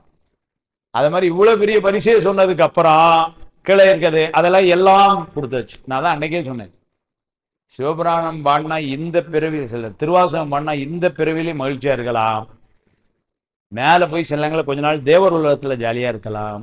அதுக்கப்புறம் என்னன்னாரு, பெருமானுடைய திருவடியில போய் முக்தி இன்பத்தை அமைச்சு. அதனால எப்பவுமே இந்த என்னைக்கு திருவாசகத்தை கையில எடுத்துட்டோமோ அன்னையில இருந்து மகிழ்ச்சி கேரண்டீடு. ஏன்னா வினையெல்லாம் நீங்கும். அதனாலதான் முதல்ல ஆரம்பம் என்ன பண்ணார் பாருங்க, அந்த வினையெல்லாம் நீங்கக்கூடிய தும்மல் இருமல் தொடர்ந்த பொழுதினும் வெம்மை நரகம் இழைந்த போதிலும் இம்மை வினை அடர்த்தி எய்தும் பொழுதினும் அம்மையினும் துணை அஞ்செழுத்துமே. அந்த அஞ்செழுத்தானுங்க சொல்றாரு. இடுக்கன் பட்டி இருக்கணும் இறந்து யாரையும் விடுக்கில் திரானந்த வினோவம் அல்லோ அடுக்கற்கள் கிடைக்கணும் அருளை நாமுற்ற நடுக்கத்தை கெடுப்பது நமச்சிவாயவே. நடுக்கம்னா நமக்கு புரிய மாட்டேங்க பொருளே. தமிழ்ல சொல்றேன் பாருங்க, டென்ஷன் அதான் நடுக்கும். ஏன்னா யாருக்கு இந்த உலகத்துல இப்ப டென்ஷன் இல்லாம இருக்கு சொல்லுங்க? டென்ஷன் இல்லாம யாராவது இருக்கிறோமா பாருங்க? இல்ல. ஏதோ ஒரு வகையில டென்ஷன். அப்ப அந்த டென்ஷனை தடுக்கிறது யாரு சார்னாரு? நீங்க மனநல மருத்துவத்தை எல்லாம் போனா பிரஷர் மாத்திரை பார்க்க வேண்டும். டென்ஷன் இருந்ததுன்னா நமச்சிவாயம் நமச்சிவாயம் டென்ஷன் குறையுது சொல்றாரு. நடுக்கத்தை கெடுப்பு அந்த நமச்சிவாயத்தை தான் முதல்ல ஆரம்பிச்சார். மந்திரமா எங்க கொண்டு வச்சார் பாருங்க, நமச்சிவாய வாழ்க. எந்த யார் திருநாமம் நமசிவாயம் என்று எழுவார்க்கு இருவி சிம்பில் இருக்கலாமே. சுவாமியை போய் பார்க்க முடியுமா அப்படிலான்னாரு. அப்படி நினைக்கிற நேரத்துல பார்க்கலாங்கிறார். இருக்கலாம் கூடங்கிறாரு. சார் அது எப்படி சார் முடியும்னாரு. நமச்சிவாயம் சொல்லிப்பாடுறா அங்க நான் கூட்டி போயிடறான் வாங்கிறார். எந்த யார் திருநாமம் என்னெல்லாம் சொன்னார் பாருங்க. தந்தையார் தாயார் உடன் பிறந்தார் தாரமார் புத்திரரார் தாம் தாமாறு வரிசையா சொல்லிட்டே வந்தார். நம்ம பிறகு காரணம் வந்த தந்தையார் நம்மளை கருவில சுமந்து திரும்ப வெளியில சுமந்து எல்லாம் பண்ற தாயார், அதுக்கப்புறம் நம்ம கூட பிறந்தது 2 உடன் பிறந்தார், அதுக்கப்புறம் கல்யாணம் ஆச்சு தாரமார், அதுக்கப்புறம் நமக்கு பிறந்தது 2 புத்திரரார். இவங்கெல்லாம் யாரான்னு குடும்பத்துல பிரச்சனை உண்டாகிறாங்க. அவங்க தான் சார் எனக்கு பெரிய சொத்து அப்படின்னாரு. ஒண்ணு சொல்லட்டுமான்னாரு. சொல்லுங்க சாமினாரு. அவங்க வினைக்கு தக்கன மாதிரி இங்க வந்திருக்காங்க, வந்த கணக்கு முடிச்சுட்டு போவாங்க. இல்ல உனக்கு என்ன சந்தோஷம் அவங்களோட? வந்தவாறு இங்கனே போமாறி இதோ மாயமாம் இதற்கேதும் மகிழ வேண்டாம்.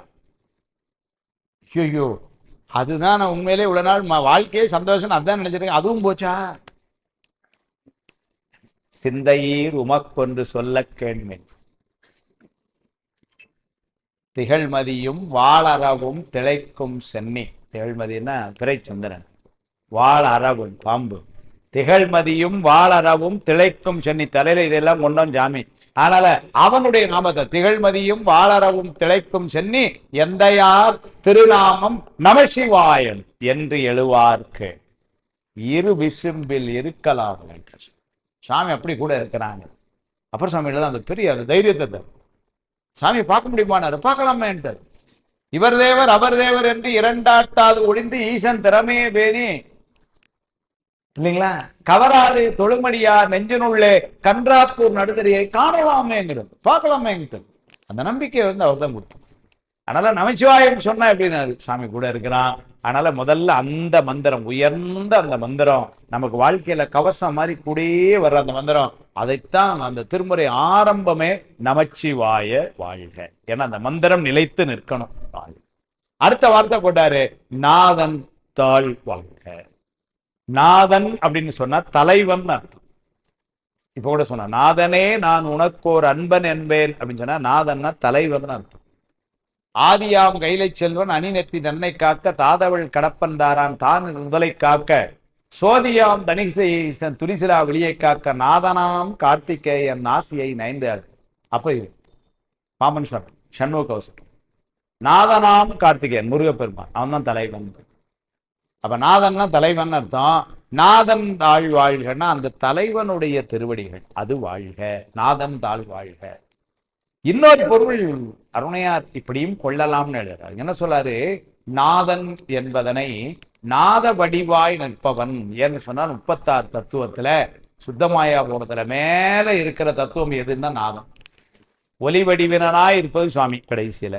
அவன்கிட்ட தான் போய் எல்லாம் ஒடுங்குது. அதனால அப்படி இருக்கின்ற பெருமான், நாத தத்துவத்தில் இருக்கின்ற பெருமான் நாதன், அவனுடைய திருவடி வாழ்க என்று சுவாமி. அப்ப நம்ம பொதுவாக வந்து நாதன்னா தலைவன் ஒரு பொருள். அதனால நாதன் தாழ் வாழ்க, அவனுடைய திருவடி வாழ்க.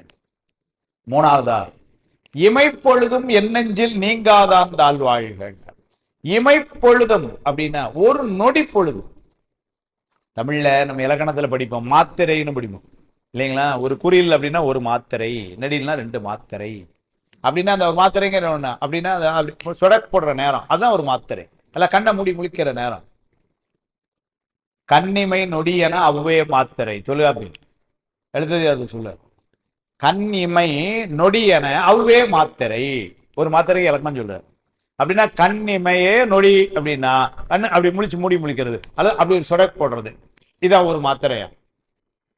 இந்த நேரம் கூட சுவாமி நம்மளை விட்டு பிரியாம இருக்காங்க. அடே அப்பா, இந்த நேரம் கூட, கண் இமைக்கின்ற நேரம் கூட நாம சுவாமி பிரியாம இருக்கிறோம்னு சொல்லல, சுவாமியை நம்ம பிரியாம கூட வச்சிருக்கிறோம்னு சொல்லல, சுவாமி நம்மளை விட்டு பிரியாம இருக்கிறான்னு. அதுதான் நயம்.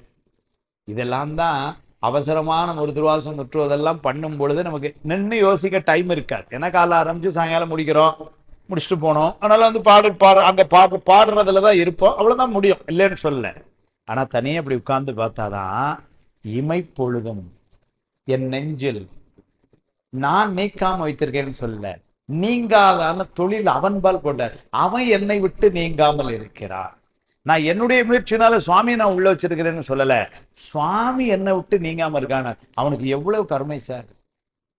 இப்ப ஒண்ணு ஞாபகம் வச்சுக்கோங்க, நம்ம நெஞ்சை விட்டு நீங்காமல் அவன் இருக்கிறான்னா, பெரியவங்களுக்கு நான் சொல்ல பூடேஸ்வரன் நம்ம வயசுல வச்சுக்கிடுவோம். அப்ப இந்த நெஞ்சத்தை எவ்வளவு சுத்தமா வச்சிருக்கணும் பாரு. சரிப்பா, நம்ம வீட்டுக்கு ஒரு விருந்தாள் வராருன்னு வச்சுக்கோங்க, ஒரு கெஸ்ட் சொல்லிட்டு வந்தா அவருக்கு நல்லது இல்லைங்களா. திடீர்னு சாயங்காலம் விருந்தாள் வந்தா என்ன ஆகும், நம்மளோட சேர்ந்து அவர் நம்ம கதவை திறந்து அவரையும் உள்ள கூட்டிட்டு வந்தா எப்படி இருக்கும். காலையில துவச்சு போட்ட துணி எவ்வளவு சோபால இருக்கும். அந்த விருந்தாள் பார்க்க முன்னாடி முதல்ல இப்படி போய் அள்ளி அப்படி அடுத்த ரூம்ல போய் கதவு இப்படிதானமா பண்ணுவோம். ஆமாவா இல்லையா?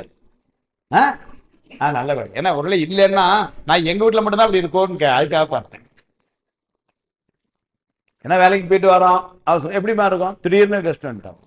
சரி, இதே இது வந்து கெஸ்ட் சொல்றாங்க, ஐயா நான் வந்து ஜனவரி 31 அங்கே வாரேன், பிப்ரவரி 1 தைப்பூசத்துக்கு அப்படியே மருதமலையில் வழிபாடு செஞ்சுட்டு இது பண்ணிட்டு போகலான்னு 2 நாள் தங்கலான்னு இருக்கு அப்படின்னா நீங்கள் வாங்க அப்படின்னு சொல்லிட்டு அப்போ நம்ம என்ன பண்ணிடுறோம், அந்த வீடை பக்காவாக ரெடி பண்ணி ரொம்ப ரெடி பண்ண முடியாது. இப்போ ஒரு டெக்னிக் இருக்கு, அவ்வளோ குப்பையத்துக்கு ஒரு ரூமில் கொண்டு போட்டு கதை பூட்டிட வேண்டியது, அந்த குப்பையராய் இந்த ரூம் நீட்டு.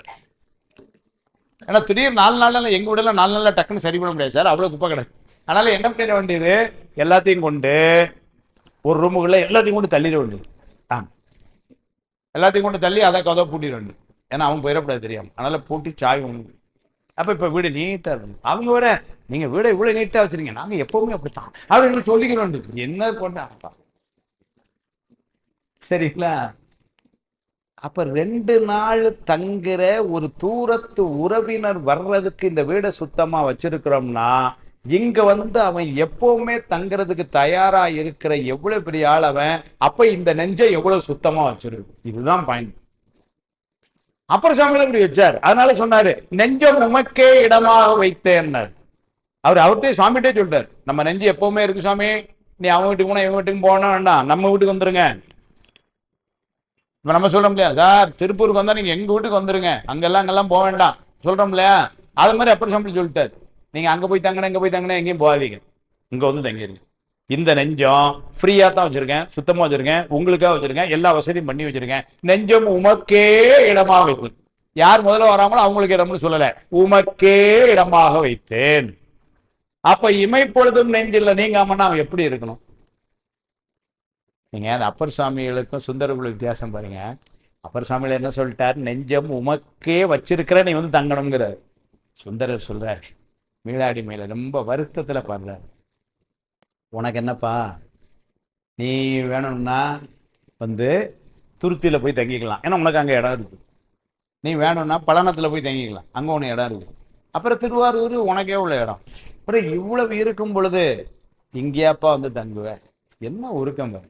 துருத்தி உறைவீர் பழனம் பதியா சோற்றுத்துறை ஆழ்வீர் இருக்கை திருவாரூரே உடையீர் மனமே என வேண்டா. இவ்வளவு இருக்கும் பொழுது என் மனசுலயே பாரு வந்து தங்குவேன், என்ன ஒரு ஊர்க்கம் வருது.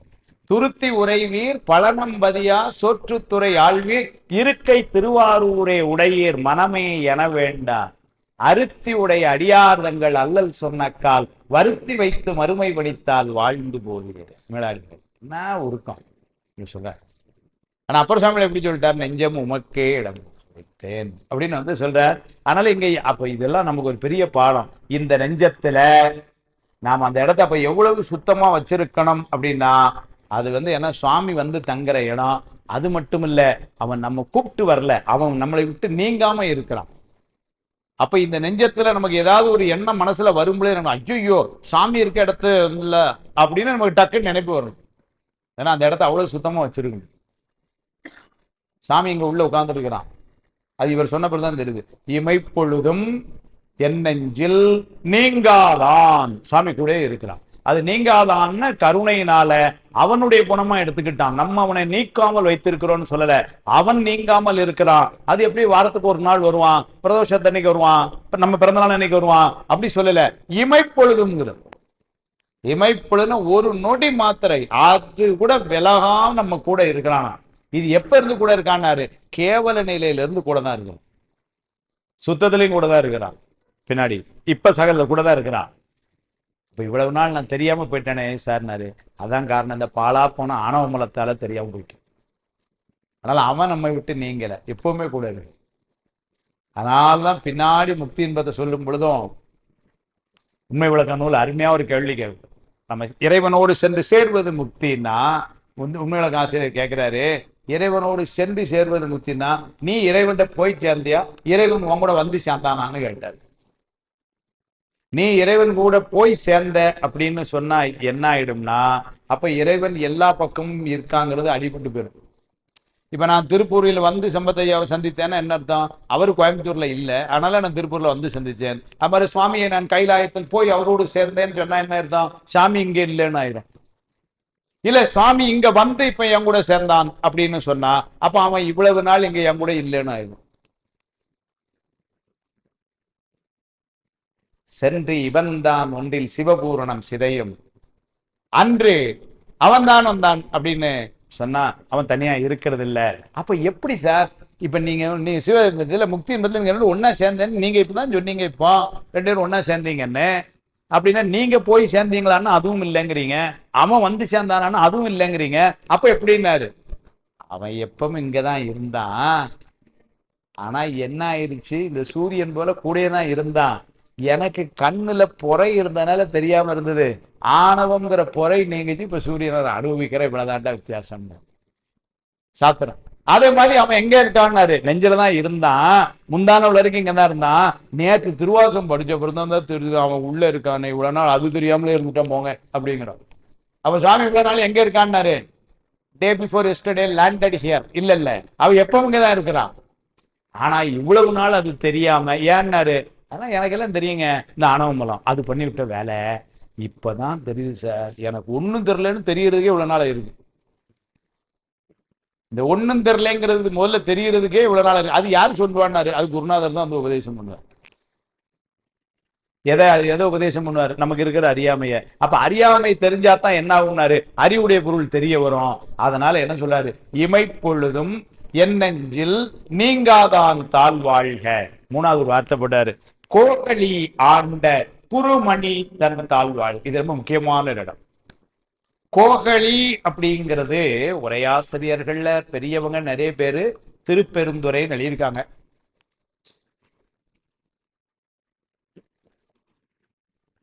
களி அப்படின்னு சொன்னா துறை அப்படிங்கிற பொருள்ல வரும். இப்போ ஆத்துல படித்துறை அப்படின்னு சொல்றோம் இல்லையா, நம்ம இறங்கி குளிக்கிறதுக்கு திரும்ப ஏறி வாரது இல்லையா, அது மாதிரி அதான் களின்னு.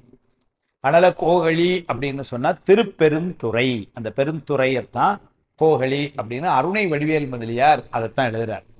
ஏன் அது ஒரு காரணம் எழுதுறாரு, கோகலி ஆண்ட அப்படின்னா தன்னை குருநாதராய் வந்து ஆண்ட இடம் எது, திருப்பெருந்துறை. அதனால இந்த இடம் கோகலி என்பது திருப்பெருந்துறை என்று எழுதுறார். தண்டமான தேசிகர் தன்னுடைய உரையில அது திருவாவடுதுறைன்னு எழுதுறார். குருநாதராய் அவன் வந்து ஆண்ட இடம் வந்து திருப்பெருந்துறை தானே, அப்புறம் ஏன் இவர் திருவாவடுதுறையில் எழுதணும் அப்படின்னா அதுக்கு ஒரு காரணமும் எழுதுறார். இவர் திருப்பெருந்துறையிலிருந்து கடைசியில கிளம்பி ஒவ்வொரு ஊரா பார்த்துக்கிட்டே வரும் பொழுது திருக்கழுக்குன்றத்துக்கு வரும்போது சத்குருநாதர் காட்சி கிடைச்சது. பிணக்கிலாத பெருந்துரை பெருமான் பாடுறார், கணக்கிலா திருக்கோலம் நீ வந்து காட்டினாய் பாடுறார்.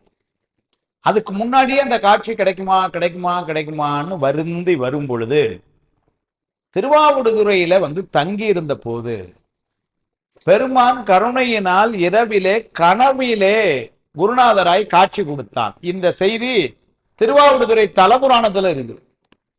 அந்த செய்தியை எடுத்து வைத்துக் கொண்டு நம்முடைய தண்டமணிதீசர் என்ன எழுதுறாருன்னா, இது திருவாவடுதுறை தான், கோகலி என்பது திருவாவடுதுறை அப்படின்னு எழுதுறார். இது பெரியவர்களே ஒரு சிலர் அது வந்து திருப்பெருந்துறை என்றும் ஒரு சிலர் திருப்பெருந்துறை தான் இருக்கணும் இல்லை என்று எழுதுகிறார்கள். அப்படி இருக்கு. கோகலிங்கிற ஊர் எதுன்னு இப்போ ஆண்ட இங்கதான் ஒரு பெரிய சிக்கல் இருக்கு. நம்ம படிக்கும் பொழுது குருமணிதன் குருமணிதன் குருமணிதன் போறோம். அங்க நான் கொஞ்சம் நிறுத்தம், குருமணி தன் தாழ்வாழ்க, குருமனிதன் கிடையாது. நம்ம நிறைய இடங்கள்ல அவசரத்துல என்ன பண்ணணும், அவன் குருநாதரா வந்தா மனிதனா வந்தான்லாம், அதனால குருமனிதன் அப்படின்னு நினைச்சிட்டு போயிடுறோம் அவசரத்துல. யாரும் தப்பா நினைச்சு சொல்லல, படிக்கிற அவசரம் கோகலியாண்ட குருமனிதன் தாழ்வாங்க அப்படின்ட்டு போயிடுறோம், நிக்கல யோசிக்கல. கோகலியாண்ட குருமணி தன் தாழ்வாழ்க. அதுதான் ஒரு பெரிய விண்ணப்பமே. என்னன்னா இந்த திருவாசம் விட்டுலாம் கொஞ்சம் மெல்ல படிச்சோம்னு வச்சுக்கோங்க, அதுலயே பாதி அர்த்தம் புரிஞ்சிடும். நம்ம அவசரமா படிச்சு அதனால என்ன ஆகுனா கொஞ்சம் அந்த பொருளை யோசிக்க நேரம் இல்லாம போயிடும். நீங்க இந்த இடத்துல கொஞ்சம் மெல்ல படிச்சீங்கன்னு வச்சுக்கோங்க, கோகலி ஆண்ட குருமணி தன் தாழ்வாழ்க, பொருள் புரிஞ்சு போச்சு. கோகலியில் வந்த குருநாதர் குருமணி புரிஞ்சு போச்சு. ஆனா நம்ம அவசரத்துல குருமணிதன் குருமணிதன் அப்படின்னு பாடும்போது சிக்கல் வந்துடும். அதனால இந்த இடத்த நல்லா புரிந்து கொள்ளணும். கோகலி ஆண்ட குருமணி தன் தாழ்வாழ்க, அவனுடைய குருமணி அப்படின்னா மணியான அப்படின்னு அர்த்தம். அப்படின்னா குறவர்கள் மேம்பட்டவன். அருணையார் உரைகள் குறவன் அப்படின்னா குருநாதர். குருநாதர்களையே மேம்பட்ட குருநாதன் யாருன்னாரு, பரம ஆச்சாரியான் ஆகிய மூர்த்தின்னு எழுதினார். சுவாமி தான் குரு. ஏன்னா உலகத்துல நமக்கு நிறைய குருநாதர்கள் இருக்காங்க. இந்த குருநாதர்களுக்கெல்லாம் குருநாதராய் இருப்பவன் யாருன்னாரு? சுவாமி தான். அதனாலதான் வந்து சொல்றாரு, குறவருள் மேம்பட்டவன் மணி என்னும் ஓமாகு பெயர் அப்படின்னு குறிப்பிட்டு அந்த ஓமாகு பெயர் குறித்தும் கொடுப்பாரு. அது சிறப்பு நிலைக்காக வந்த ஓமாகு பெயர் எழுதுவார் இலக்கணம். ஏன்னா ஓம ஆகு பெயர் வந்து சிறப்புக்குத்தான் வரணும்னு இல்லை, வந்து சிறப்பே காதல் நலனே வழியும்பர் தொல்காப்பியம் சூத்திரம். 4 விதமும் ஓம உருவு வரலாம், அதுல இது சிறப்பு கருதி வந்தது. ஏன்னா சுவாமி அதனால சிறப்பு. அதனால இந்த ஓம உருவு எப்படி வந்தாரு? குருமணி என்பது குருவில் மேம்பட்டவன் என்று பொருள். அதுக்கு அருணையார் ஒரு உரை எழுதுவார். அதுதான் நீங்க அந்த ஒரு என்ன சொல்ல உரையாசிரியர்களுடைய ஒரு ஆற்றல்.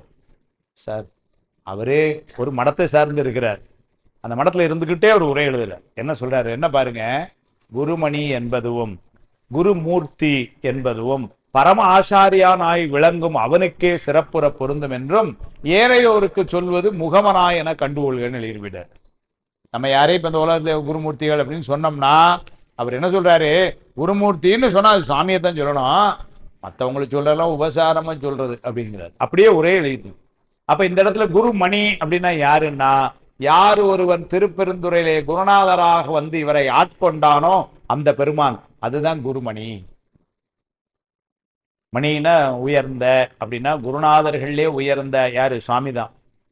அவன் தான் குருவா வருவான். அதையும் சொல்லிட்டார். தம்முதல் குருவுமாய் தவத்தினில் உணர்த்த 8ஆம் சூத்திரம். என்ன நடக்கும்னாரு? விட்டு எதை? உலகத்தெல்லாம் விட்டு. அப்புறம் அந்நியமின்மையின் அவனுக்கு நமக்கு வித்தியாசம் இல்லாம எங்க போகும்னாரு? அரண்களல் செல்லுமே. சூத்திரம் எப்படி சொல்றது? அவன் குருநாதரா வருவான். சரி சார், வந்து என்ன செய்வான்னாரு? உட்கார்ந்து உங்களுக்கு பாடம் நடத்துவான், அதெல்லாம் சொல்லல. நிறைய உபதேசம் செய்வான், அதெல்லாம் சொல்லல. குருநாதராக தம்முதல் நம்முடைய குருநாதர் முதல்வர் குருநாதராய் வந்து எப்படி வருவான்னாரு? குருநாதரா வருவான். சரி, குருவாய் வந்து என்ன செய்வான்னாரு? தம்முதல் குருவுமாய் தவத்தினில் எப்ப வருவான்னாரு? நம்ம தவம் செய்தா வரும்.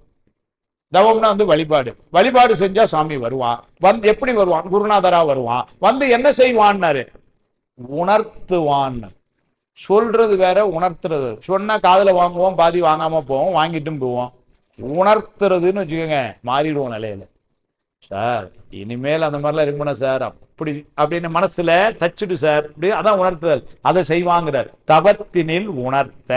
உணர்த்த உடனே அங்கேயும் கூட பாருங்க, சூத்திரத்தை மெல்ல படிக்கணும். ஐம்புல வேடரின் அயர்ந்தனை வளர்ந்தன தம்முதல் குருவுமாய் தவத்தினில் உணர்த்த. ஒரு கமா இருக்கும் அந்த இடத்துல. அதுக்கப்புறம் விட்டு, உணர்த்த விட்டு அப்படின்னு படிக்கக்கூடாது. உணர்த்த, அவன் உணர்த்த விட்டு. எதை விட்டு? இந்த உலக இன்பங்களை எல்லாம் விட்டு. சரி, இதெல்லாம் விட்டு உலக பாசம், சொத்து, பத்து எல்லாத்தையும் விட்டு அப்படின்னா யாரு கூட இருப்பான்னாரு? அந்நியமின்மையன். அவன் நமக்கும் அந்நியனா இல்லாம கூட இருப்பான். சரி சார், அவன் கூட இருப்பான், அது சரி. அப்புறம் போறப்ப பாட்டு விட்டு போயிட்டான்னா நான் திரும்ப தனியெல்லாம் ஆயிடுவேன் அப்படின்னாரு. அந்நியமின்மை. அரண்களல் செல்லுமே, கூடையே கூட்டிட்டு போயிடுறான். வந்து உபதேசம் பண்ணி என்ன பண்றான்? உலக இன்பங்களை விட வச்சு அவனை சிந்திக்க வச்சு அப்புறம் கூட கூட்டு பேரான் கவலைப்படாங்க. மண்ணும் அற்புருவாகி வந்து அவரின் பிரித்து மலமகற்றி தானாக்கி மலரடி கீழ் வைப்பன். சிவஞான சித்தியார் சொல்லிட்டார். அதுதான் இப்ப குரு. அப்படிப்பட்ட குருநாதர். அதுதான் சொல்றார், கோகலி ஆண்ட குரு மணி தன் தாழ்வாய். எவ்வளவு படிச்சாலும் என்ன சொல்றாங்கன்னா, குருநாதருடைய அருள் இல்லைன்னா சித்திக்காது. 1,000,000 ஆகமங்கள் எல்லாம் உணர்ந்தும் பெருகு தவம் சித்தி எல்லாம் பெற்றும் குருவருளாலே வைத்தபடி இருக்க மாட்டாத மாந்தற்கு சித்த சலனம் மாந்திரன். சோபோசம். 1,000,000 ஆகமங்கள்ங்கிற அகமல் 28 தான் சொல்றதுக்காக சொல்ல பெருமையா. 1,000,000 ஆகமங்கள் எல்லாம் படித்தும் சொல்லல. 1,000,000 ஆகமங்கள்லாம் மனப்பாடம் செய்யணும் சொல்லல. 1,000,000 ஆகங்கள் எல்லாம் உணர்ந்தும் பெருகி தவம் சித்தி எல்லாம் பெற்றும். சித்தின்னா பிறரால செய்ய முடியாத நம்ம செய்யற மாதிரி ஒரு அமைப்பு கிடைச்சா அதுக்கு சித்தின்னு பேரு. அதெல்லாம் கிடைச்சா கூட பெருகி தவம் சித்தி எல்லாம் பெற்றும் குருவருள் ஒண்ணு இல்லைன்னா தெளிவு இருக்காதுடா. குருவருள் குருவருளாலே வைத்தபடி இருக்க மாட்டாத மாந்தர்க்கு சித்த சலனமாம் தினம். தெளிவு இருக்கா? அப்ப யாருனாரு குருனா? அதனாலதான் திருமூலர் எல்லாருக்கும் தெரியும், தெளிவு குருவின் திருமேனி காண்டல், தெளிவு குருவின் திருவார்த்தை, தெளிவு குருவின் திருநாமம், தெளிவு குரு குரு சிந்தித்தல் தானே, அதான் தெளிவு. அப்ப யார் குருநாதரா வாரான்னா சுவாமி தான் வாரான். அதுதான் கோகலி ஆண்ட குரு மணி தன் தாழ்வாழ்க, ஆகமம் ஆகி நின்று அன்னிப்பான் தாழ்வாழ்க. ஆகமமாய் நின்று சுவாமி தான் நமக்கு வேதத்தை அருளி செஞ்சது சுவாமி, ஆகமத்தை கொடுத்தது சாமி, திருமுறைகளை கொடுத்தது சாமி. அங்கங்க அந்தந்த ஆட்களுக்கு தக்க மாதிரி எல்லாத்தையும் பண்ணி கொடுத்துருக்கான். நம்மளுடைய பிரமாண நூல்கள்லாம் நம்ம கொடுத்தது யாருன்னாரு? சுவாமி தான் கொடுத்தாரு. ஞானசம்பந்தர் என்ன சொல்றாரு? நான் பாடினேன்னு சொல்லலையே, எனதுரை தனதுரையாகங்கிறார். நான் பாடினதெல்லாம் அவன் தான் என் நாக்கில் நின்று பாடினாங்கிறாரு. அப்பர் சுவாமிகள் தான் அப்படிதான் சொல்றேன். பன்னாள் தமிழ் மாலை பாடிவித்து என் சிந்தை மயக்கருத்த திருவருளினானை செங்காட்டங்குடி அதனில் கண்டேன் நானேங்கிறார் திருச்செங்காட்டங்குடி தேவா. பன்னாள் தமிழ் மாலை பாடுவித்துங்கிறார். நான் பாடினேன்னு சொல்ல, அவன் என்ன பாட வச்சாங்கிறார். அப்ப பாட்டு யாரு பாடினாரு? சுவாமி தான் இவர் வாயில வந்து பாடினார். இவரு நாயேனை தன்னடிகள் பாடுவித்த நாயகனை பேயேனது உள்ள பிழை பொறுக்கும் பெருமையனை சீ ஏதும் இல்லாது என் செய்வனிகள் கொண்டருளும் தாயான ஈசற்கே சென்றூதாய் கோத்தும்பி. நாயேனை தன் அடிகள் பாடுவித்த நாயகனை. நானா பாடல, அவன் பாட வச்சான், எனக்கு என்ன தெரியுங்கிறார். அப்ப இவங்க வாயில திருவாயில இருந்து வந்ததெல்லாம் யாருடைய வாக்குன்னா அவனுடைய வாக்கு. அப்ப ஆகமங்கள் யார் சொன்ன? சுவாமி சொன்னார். ஆகமம் என்பதற்கே பொருள் வடமொழியில இருந்து ஒரு மொழி எப்படி சொன்னாரு? ஆ என்பது ஞானம், க என்பது மோட்சம், ம என்பது மலம் நாசம். மன மலம், அது நாசம். அப்ப ஆக ம அப்படின்னா என்ன அர்த்தம் அப்படின்னா, ஞானத்தை நல்கி மலநாசம் செய்து மோட்சத்தை கொடுத்தலாம். ஒரே எழுதுன. ஏன்னா ஆகமங்கள் நமக்கு சித்தாந்தங்கள் சிவாகமங்கள் ஆகும். சித்தியாரு நமக்கு ஆகமம் எதுன்னாரு? சித்தாந்த சாத்திரங்கள் தான் ஆகும். நமக்கு வேதம் எதுன்னாரு? திருமுறைகள் தான் வேதம். திருவாசகத்தை திருவாசகர் புராணத்துல தமிழ் வேதம்னே ஒரு வார்த்தையை போட்டார். சுவாமியை சொல்லும் பொழுது ஒரு வார்த்தை கூடாரு, செந்தமிழுக்கு அன்பு மிக்கார்னார். சுவாமிக்கு தமிழ் ரொம்ப பிடிக்கும் திருவாரூர் படம் இதெல்லாம். அதனால நம்ம மாதிரி ஆட்களுக்கு எதை கொடுத்தாருனாரு? நமக்கு வேதமா திருமுறையில கொடுத்தார், திருவாசகத்தை கொடுத்தார். ஆகமம் எதுனாரு? சித்தாந்தம். சிவஞான சித்தியார் இப்படியே சொல்றாரு, சிவாகமங்கள் சித்தாந்தமாகும் சொல்றாரு. அப்ப அந்த ஆகமம்ங்கிறதுக்கு தனமணி சொல்றே எப்படி எழுதினா பாருங்க. ஆ அப்படின்னா ஞானம், க அப்படின்னு சொன்னா மோட்சம், ம என்று சொன்னால் மலநாசம்.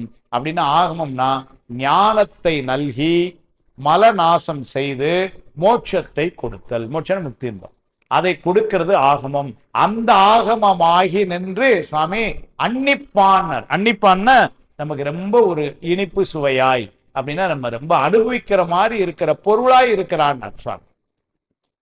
அது கூட இதுல ஒரு பெரிய நுட்பம் பார்த்தீங்கன்னா, ஆகமத்தை சொல்லும் பொழுது அவன் அன்னிப்பான்னர் அப்படின்னா ஆகமத்துக்குள்ள அப்படி நம்ம நேர சுவைக்கிற ஒரு பொருளா சாமி இருக்கிறார். வேதத்தை சொல்லும்போது எப்படி சொல்லுவார்னா, வேதங்கள் ஐயா என ஓங்கி ஆழ்ந்து அகன்ற நுண்ணியன்பர். ஏன்னா வேதத்துல சுவாமி பொதுவா சொல்லப்படுவார், ஆகமத்துல சுவாமி சிறப்பா சொல்லப்படுவார். சைவர்களுக்கு நமக்குள்ள அடிப்படை எதுன்னா ஆகமங்கள். அது சுவாமி சிவஞான மாபாடியத்தில் எழுதுவார். அது என்ன, இந்த வேதத்துக்கும் ஆகமம் ரெண்டு நம்ம படிச்சது இல்லை சாமி, அது இதுக்கு அதுக்கு என்ன வித்தியாசம், அது மட்டும் எங்களுக்கு சொல்லிருங்க. அவர் எழுதுறாரு, சிவபூசை செய்க என்பது வேதம் பொதுவாக, அதை இன்னவாறு செய்க என்று சொல்வது ஆகமம். சிவபூசை செய்யணுங்கிற விதி எங்க இருக்கு? வேதத்துல இருக்கு. எப்படி செய்யணும் சார் தெரியல, ஆகமத்தை படிங்க, அப்படி இப்படி செய்யணும் எல்லாம். அதனால நமக்கு உள்ள சிறப்பான நூல் எதுன்னா ஆகமம். அதனால அந்த ஆகமம் ஆகி நின்று அன்னிப்பான். அன்னிப்பான தித்திப்பான். உருகும் அடியார் அள்ளூர உள்ளே ஊரும் தேன் வருக, உண்ணத்தை விட்டா சிவானந்த ஒளியே வருக. சிவஞான சம்பளம் சொல்ற, விநாயகர் உள்ள மனசுக்குள்ள அப்படியே தித்திக்கிறாருங்கிறார். அதுதான் இங்க ஆகமம் ஆகி நின்று அன்னிப்பான் தாழ்வாழ்க, அவனுடைய திருவடிகள் வாழ்க. ஏகன் அநேகன் இறைவன் அடி வாழ்க. ஏகன், ஏகன்னா ஒரு பொருளாய் இருப்பவன் சுவாமி, அது அவனை குறிக்கும். அப்பேற்பட்ட ஒரு பொருளாய் இருக்கிற பெருமான் எப்படி இருக்கிறான்னாரு, நம்ம மேல உள்ள கருணையினால எப்படி இருக்கிறான்னா நம்ம உயிர்களோடு உயிர்களாய் கூட இருக்கிறான். அதுதான் அநேகன். இறைவன் ஒருவன் தான், அதுல ஒன்றும் சந்தேகமே இல்லை. ஆனா அப்பேற்பட்ட என ஒன்று என்றது ஒன்றே கான் ஒன்றே பதியினர் திருவள்ளுவர். ஒருவன் என்னும் ஒருவன் காண்க திருவாசகம். நின்னார் பிறரின்றி நீயே ஆனாய், அப்ப ஒருத்தன் தான் சாமி. அப்படிப்பட்ட அந்த ஒரு சாமி நம்ம கூட இருக்கும்போது எப்படி இருக்கான்னாரு, உங்க கூட இருக்கான், உங்க கூட இருக்கான், உங்க கூட இருக்கான், என் கூட இருக்கிறான். அப்போ உயிர்களோடு உயிர்களாய் ஒன்றாய் இருக்கிறான். அதுதான் அநேகன். ஏகன் அநேகன் இறைவன் அப்படின்னா, இறைவன் அப்படின்னா எல்லா பொருள்களிலும் தங்குபவன். இறைவன்கிறதுக்கு பொருள் என்னன்னா எல்லா பொருள்களிலும் தங்குபவன் சார். அது அறிவுடைய பொருள்களிலும் சரி, அறிவற்ற பொருள்களிலும் சரி. அறிவற்ற பொருள்களாகிய இந்த உலக பொருள்களிலும் சரி, அவன் இருக்க போய் தான் இயங்கி கொண்டிருக்கு. இங்க இருந்து பேசுற மைக்கில் இங்க இருந்து அங்க கேட்குன்னா இதுக்கு அறிவு கிடையாது. ஆனா இது தொழில்படுதுன்னு என்ன, அவன் தொழில்படுத்தினான். அவன் என்னையும் தொழில்படுத்துறான், இதையும் தொழில்படுத்துறான், உங்களையும் தொழில்படுத்துறான். இப்ப நம்ம 3 பேரையும் தொழில்படுத்தி ஒருத்தனை சொல்ல வச்சு ஒன்னு மூலமா சத்தத்தை கூட்டி கொடுத்து 50 பேரை கேட்க வச்சான். இது யாரு செய்யறான்? சாமி தான் செய்யறான். உங்களுக்கும் அவன் தான் அருள் புரியுறான், எனக்கும் அவன் தான் அருள் புரியுறான், இந்த மைக்குக்கும் அவன் தான் அருள் புரியுறான். அப்ப எல்லா பொருளிலும் அவன் தங்கி இருப்பவன். அப்படி எல்லா பொருளிலும் தங்கி இருத்தல் அப்படிங்கிறதுல வந்து சொல்லு இருப்பு. அதுதான் இறைவன் என்ற சொல். அப்படின்னா தங்கி இருப்பவன், எல்லா பொருளும் தங்கி. ஒன்றும் நீ அல்லை அன்றி ஒன்றில்லை யார் உன்னை அறியகிற்பாரே. பின்னாடி இதெல்லாம் பின்னாடி வரப்போகுது கோயில் திருப்பதி இல்லைங்களா? அதனால அங்க என்ன சொல்ல பாரு, ஒன்றும் நீ அல்லை அன்றி ஒன்றில்லைன்னாரு. நீ இல்லாம எந்த பொருளும் இல்லை, அதுதான் தங்கியிருத்தல். ஆனால் அப்படிப்பட்டவன் அதான் சொன்னார், ஏகன் அநேகன் இறைவன் அடி வாழ்க. அப்ப இதுவரைக்கும் பாத்தீங்கன்னா 6 வாழ்க. நமச்சிவாய வாழ்க, நாதன் தாழ் வாழ்க, இமைப்பொழுதும் என்னெஞ்சில் நீங்காதான் தாழ்வாழ்க, கோகலி ஆண்ட குருமனிதன் தாழ்வாழ்க, ஆகமம் ஆகி நின்று அன்னிப்பான் தாழ்வாழ்க, ஏகன் அநேகன் இறைவன் அடி வாழ்க. 6 வாழ்க.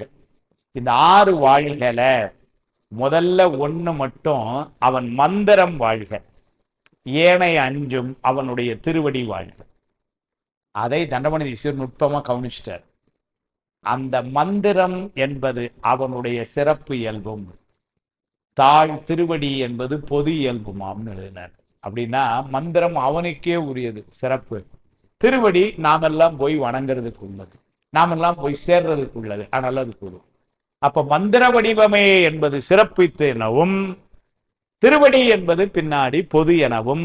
அதனால சுவாமி என்ன பண்ணார், முதல்ல சிறப்பை சொல்லி நமச்சிவாய என்ற அவனுடைய மந்திரத்தை சிறப்பை சொல்லி, அதுக்கப்புறம் அவன் நமக்கு எதை தாரான்னாரு, அவனுடைய திருவடிகளை நமக்கு தந்து அருளுகின்றான். அடுத்த 5 என்ன பண்ணிட்டாருன்னா, நாதன் தாழ்வாழ்க, நீங்காதான் தாழ்வாழ்க, குருமனிதன் தாழ்வாழ்க, ஆகுமாமாயின் அன்னிப்பான் தாழ்வாழ்க, ஏகநேகன் இறைவன் அடி வாழ்க. 5 திருவடி. சைவத்துக்கு தான் ஒரு பெரிய சிறப்பு. அது வைணவத்துக்கும் பொருந்தும், இல்லைன்னு சொல்லல. பெருமானுடைய திருவடிகளை வணங்குறது. நீங்க திருக்குறளை ஒரு சைவ நூல் அப்படின்னு நம்ம சொல்றோம்னா அதுக்கு ஒரு காரணம் என்னன்னு பாத்தீங்கன்னா, முன்னாடி நீங்க கடவுள் வாழ்த்திலேயே பாருங்க, எல்லாம் எங்க வழிபாடு செய்வார்னா அவனுடைய திருவடி தான் வழிபாடு செய்வார். வேண்டுதல் வேண்டாமையிலான் அடி சேர்ந்தார், என் குணத்தான் தாளை வணங்காத்தலை, கோளில் புரியலவே தான் தாளை வணங்காத்தலை, பிறவி பெருங்கடல் நீந்துவர் நீந்தார் இறைவன். முதல் அதிகாரம் முதல்ல அவர் கடவுள் வாழ்த்துன்னு சொல்லும் பொழுதே பாத்தீங்கன்னா, அந்த வழிபாடு அவன் முடிய வழிபடுதான், முகத்தை வழிபடுதுன்னு சொல்ல, அவன் வழிபடுது எங்கன்னா அவளும் திருவடியும். திருவடி வழிபாடு என்பது நமக்கு எல்லா திருமுறைகளிலும் பாருங்க, வழிபாடு எங்க கொண்டுனா திருவடியில. ஏன்னாரு, இந்த உயிர்கள் எல்லாம் போய் சேர வேண்டிய இடம் என்னார், அவனுடைய திருவடி. இடரினும் தளரினும் எனதூறு நோய் தொடரினும் உணகடல் தொழுதல்வேன், கடல் தனில் அமுதோடு கலந்த நஞ்சை மிடலடக்கிய வேதியன, இதுவோ எமை ஆளுமாறு ஈவதுன்றமக்கில்லையே அருள்னு பாடினாரு. ஆனா பாடினது எல்லாம் எங்க கொண்டு சேர்க்கறதுக்குன்னா அவன் திருவடியில கொண்டு சேர்க்கும் எல்லா இடங்களுமே. அப்பர் சுவாமியுடைய வாக்காகட்டும், சுந்தரருடைய வாக்காகட்டும், எல்லாம் வந்து மலர் சிலம்படி வாழ்த்தி வணங்குவான். திருவடியில தான் மோதி சேரும். பின்னாடி இவரே சொல்ல போற ஒரு வார்த்தை மல்லல் கரைம்பர். மல்லல் கரைங்கிறது அவனுடைய திருவடி. தனியனேன் பெரும் பிறவி பௌவத்து எவ்வத்தடந்திரையால் எற்றுண்டு பற்றொன்றின்றி கனியை நேர்துவர் வாயால் என்னும் காலால் கலக்குண்டு காமவான் சுரவின் வாய்ப்பட்டு இனி என்னே உய்யமார் என்றென்றெண்ணி அஞ்செழுத்தின் புனை பிடித்து கிடக்கின்றேனை முனைவனே முதல் அந்தம் இல்லா மல்லல் கரை காட்டி ஆட்கொண்டாய் மூர்க்கன். அந்த மல்லல் கரைங்கிறது என்னன்னா பெருமானுடைய திருவடி. அதனால வழிபாடு எங்கன்னாரு திருவடி. அந்த திருவடியை எதை கொண்டு வழிபாடு செய்யணும்னாரு மந்திரத்தை கொண்டு வழிபாடு செய்யணும். அதுக்கு தான் முதல்ல மந்திரத்தை காட்டினார். நமச்சிவாய வாழ்க மந்திரத்தை காட்டி அந்த மந்திரத்தால் நீங்க வழிபாடு செஞ்சு எதை வழிபாடு செய்யணும்னாரு நாதன் தாழ் வாழ்க. வழிபாடு செய்ய வேண்டிய இடமும் உயிர்கள் சென்றடைய வேண்டிய இடமும் அவனுடைய திருவடி. அந்த திருவடிக்கு நம்மை எடுத்து செல்லக்கூடிய சாதனம் மந்திரம். அதனால ரெண்டையும் வச்சுதான் நமச்சிவாய வாழ்க, நாதன் தாழ்வாழ்க, இமைப்பொழுதும் என்னெஞ்சில் நீங்காதான் தாழ்வாழ்க, கோகலி ஆண்ட குருமணி தன் தாழ்வாழ்க, ஆகமம் ஆகி நின்று அன்னிப்பான் தாழ்வாழ்க, ஏகன் அநேகன் இறைவன் அடிவாழ். அடுத்தால என்ன பண்றாரு 5 வெல்க. வெல்க என்பது வெற்றியை உணர்த்து. வெற்றி யாருக்கு? நமக்கு. அவனுக்கு ஒண்ணு வெற்றிலாம் இல்ல, நம்ம மலத்திலிருந்து வெளியே வரக்கூடிய வெற்றி, அது அவனால கிடைச்ச வெற்றி, அதை புகழ்றார். வேகம் கெடுத்தாண்ட வேந்தன் அடி வெல்க. எடுத்தோன்னு வேந்தன் அது ஏன்னா வெல்கன்னு வந்துனால ஒரு வார்த்தையை வேந்தன் போட்டார். அரசன் அவன், அவன் வெற்றியை தருகிறான். நமக்கு எங்க இருந்து வெற்றி தருகிறான்னாரு வேகம் கெடுத்து. என்ன வேகம்னாரு இந்த ஆணவ மலம் பண்ற வேகம் எல்லாம். நிறைய நேரங்கள்ல என்னன்னு தெரியாமலே ஓடிக்கொண்டிருக்கிறோம், எதுக்கு ஓடுறோம்னு தெரியாமலே ஓடிக்கொண்டிருக்கிறோம். அந்த வேகத்தை எல்லாம் கெடுத்து நிறுத்தி. அது எதனால வந்ததுன்னாரு ஆணவ மலம். இந்த ஆணவ மலத்தினுடைய சேட்டை எல்லாம் தடுத்து அவன் எல்லா வேகத்தையும் தடுப்பான். வேகமாய் வந்த கங்கையினுடைய வேகத்தை தடுத்து தலையில் ஆண்டு கொண்ட. என அந்த சடை என்பதற்கு ஞானம் என்று ஒரு பொருள் பின்னாடி சாத்திரத்துல சொல்றார். பெருமானுடைய சடைக்கு ஞானம்னு ஒரு பொருள். அந்த சடை ஆகிய ஞானம் என்ன பண்ணுச்சுன்னாரு வேகமா வந்த கங்கையை தடுத்து நிறுத்துச்சான் அந்த சடை. அதனால வேகம் கெடுத்து ஆண்ட வேந்தன் சாமி. அது உண்மையா நீங்க பாருங்க, ஒரு 30 வயசுல இருக்கிற ஒரு பரபரப்பு, ஒரு ஓட்டம், ஒரு கோபம், அதெல்லாம் 60 வயசுல இல்லை. எப்படின்னாரு சாமி வேகம் கெடுத்தாண்ட. 25 வயசுல கோபம் வந்த ஒரே விஷயம், அதே விஷயம் யோசிச்சு பாருங்க 60 வயசுல கோபம் வருதான்னா இல்லை. இல்லை. ஏன்னாரு இப்ப நான் கோல விட்டேன் சார். நீ ஒன்றும் விடலை, அவன் விடுற வச்சான். இல்லை நான் விட்டேன்னு சொன்னாலே போச்சு, ஒன்றும் கிடையாது. சுவாமி செய்யறாரு. எப்படி செஞ்சான்னாரு கோபத்துக்கு பின்னாடி காரணமா இருந்தது அறியாமை, ஆணவம். ஆணவம் தான் அறியாமைன்னு ஆணவம், அதுதான் கோபத்துக்கு காரணமா இருந்தது. அதை என்ன பண்றான் கொஞ்சம் கொஞ்சமா நீக்கிறான். நமக்கு தெரியாமலேயே பையவே கொடுபோந்து பாசமேனும் தாழ்வு. கொஞ்சம் கொஞ்சமா அது கொஞ்சம் கொஞ்சமா போக என்னதுன்னாரு கோபம் குறையுது, பொறாமை குறையுது, விட்டு கொடுக்கிற தன்மை வருது. இதெல்லாம் வருது கொஞ்சம் கொஞ்சமா. அது 25 வயசுல இல்ல 65 வயசுல வருதுன்னா என்ன அர்த்தம்னாரு சுவாமி அதை கவனமா கொஞ்சம் கொஞ்சமா. அதுதான் சொல்றாரு வேகம் கெடுத்து ஆண்ட சுவாமி வேந்தன் அடி வெல்க. அவனுடைய திருவடிக்கு வணக்கம். இந்த இடத்துல வெல்க என்பது வணக்கம் தான். வெற்றி தந்த அந்த திருவடிக்கு வணக்கம். பிறப்பருக்கும் பிஞகந்தன் பெய்களல்கள் வெல்க. பிறப்பு அறுக்கும். ஏன்னா இந்த இடத்துல பூரா வெற்றியை பேசி கொண்டு வராரு. ஆணவ மலத்தை அவனாலதான் நீக்க முடியும், வேற யாரால முடியாது. அதனால அப்படி எனக்கு வெற்றியை தந்த பெருமான் அவன் வேந்தன் அரசன் அவன் வடிவுங்க. அடுத்தது பிறப்பில் இருந்து நானா நீங்கிற முடியுமா? நான் முடிவு பண்ணிட்டேன் சார் இனிமே அடுத்தால பிறக்கப்படாதுன்னு, அப்படியா? இல்ல. அப்ப பிறப்பில இருந்து யார் நீங்க? அவன் தான். பிறப்பு அறுக்கும் பிஞகன். பிஞகன்னா தலைக்கோலம் உடையவன். பிஞகன் என்று சொன்னால் தலைக்கோலம் உடையவன். அவன் தான் தலைக்கோலம் உடையவன். ஏன்னா அவன் தலையில என்னெல்லாம் வச்சிருக்கிறான் பாருங்க. கங்கை வச்சிருக்கிறான், பாம்பு வச்சிருக்கிறான், சந்திரன் வச்சிருக்கிறான், ஊமத்தை வச்சிருக்கிறான், வன்னி வச்சிருக்கிறான், கொன்றை வச்சிருக்கிறான். இன்னும் என்ன என்னெல்லாம் இருக்குன்னு தெரியல. இவ்வளவு மண்டையில எங்க இடம் இருக்குன்னு தெரியல. அவ்வளவு வச்சிருக்கான் அவங்க. ஆர்ப்பரித்து வருகின்ற கங்கையை அது கொண்டு அடக்கி வச்சிருக்கிறான். அந்த கங்கையை எப்படி அடக்கி வச்சிருக்கான்னா மண்டை பூரா எப்படி வச்சிருக்கான்னு சொல்லல. தர்மநேசர் பின்னாடி உரையில சொல்றாரு, அவனுடைய அந்த கற்றை சடையில ஒரு நுனியில கொண்டு அடக்கி வச்சிருக்கானா கங்கையை. அப்பேற்பட்ட கங்கையவே இந்த முடுக்கோல அடக்கி வச்சிருக்கான்னா பாவம் எப்பேற்பட்ட ஒரு வியாபகம் பாருங்க அவனுக்கு சுவாமி. எல்லாம் அந்த உரையில படிக்கும்போது ஏன்னா பின்னாடி வருது வெள்ளந்தாள் விரிசடையாய்ங்கிறார். அந்த வெள்ளந்தாள் விரிசடையாய் சொல்றாரு. தாழ் விரிசடைன்னா நீண்ட தாழ்ல தொங்குகின்ற விரிந்த அப்படி இருக்கு. அப்படின்னா என்ன அர்த்தம்? அவனை பொறுத்தவரை நீளமாவும் இருக்கு கத்தியாவும். இப்ப சில பேருக்கு சடை ரொம்ப நீளமா இருக்கும், முடி அவ்வளவு அகலமா இருக்கு. சில பேருக்கு முடி ரொம்ப அகலமா இருக்கும், நீளமா இருக்கு. சுவாமிக்கு சடை ரெண்டும் நல்ல கத்தையாவும் இருக்கு, நீளமாவும் இருக்கு. அதுல கங்கை அடக்கிட்டான் சார் அப்படி சொல்ல.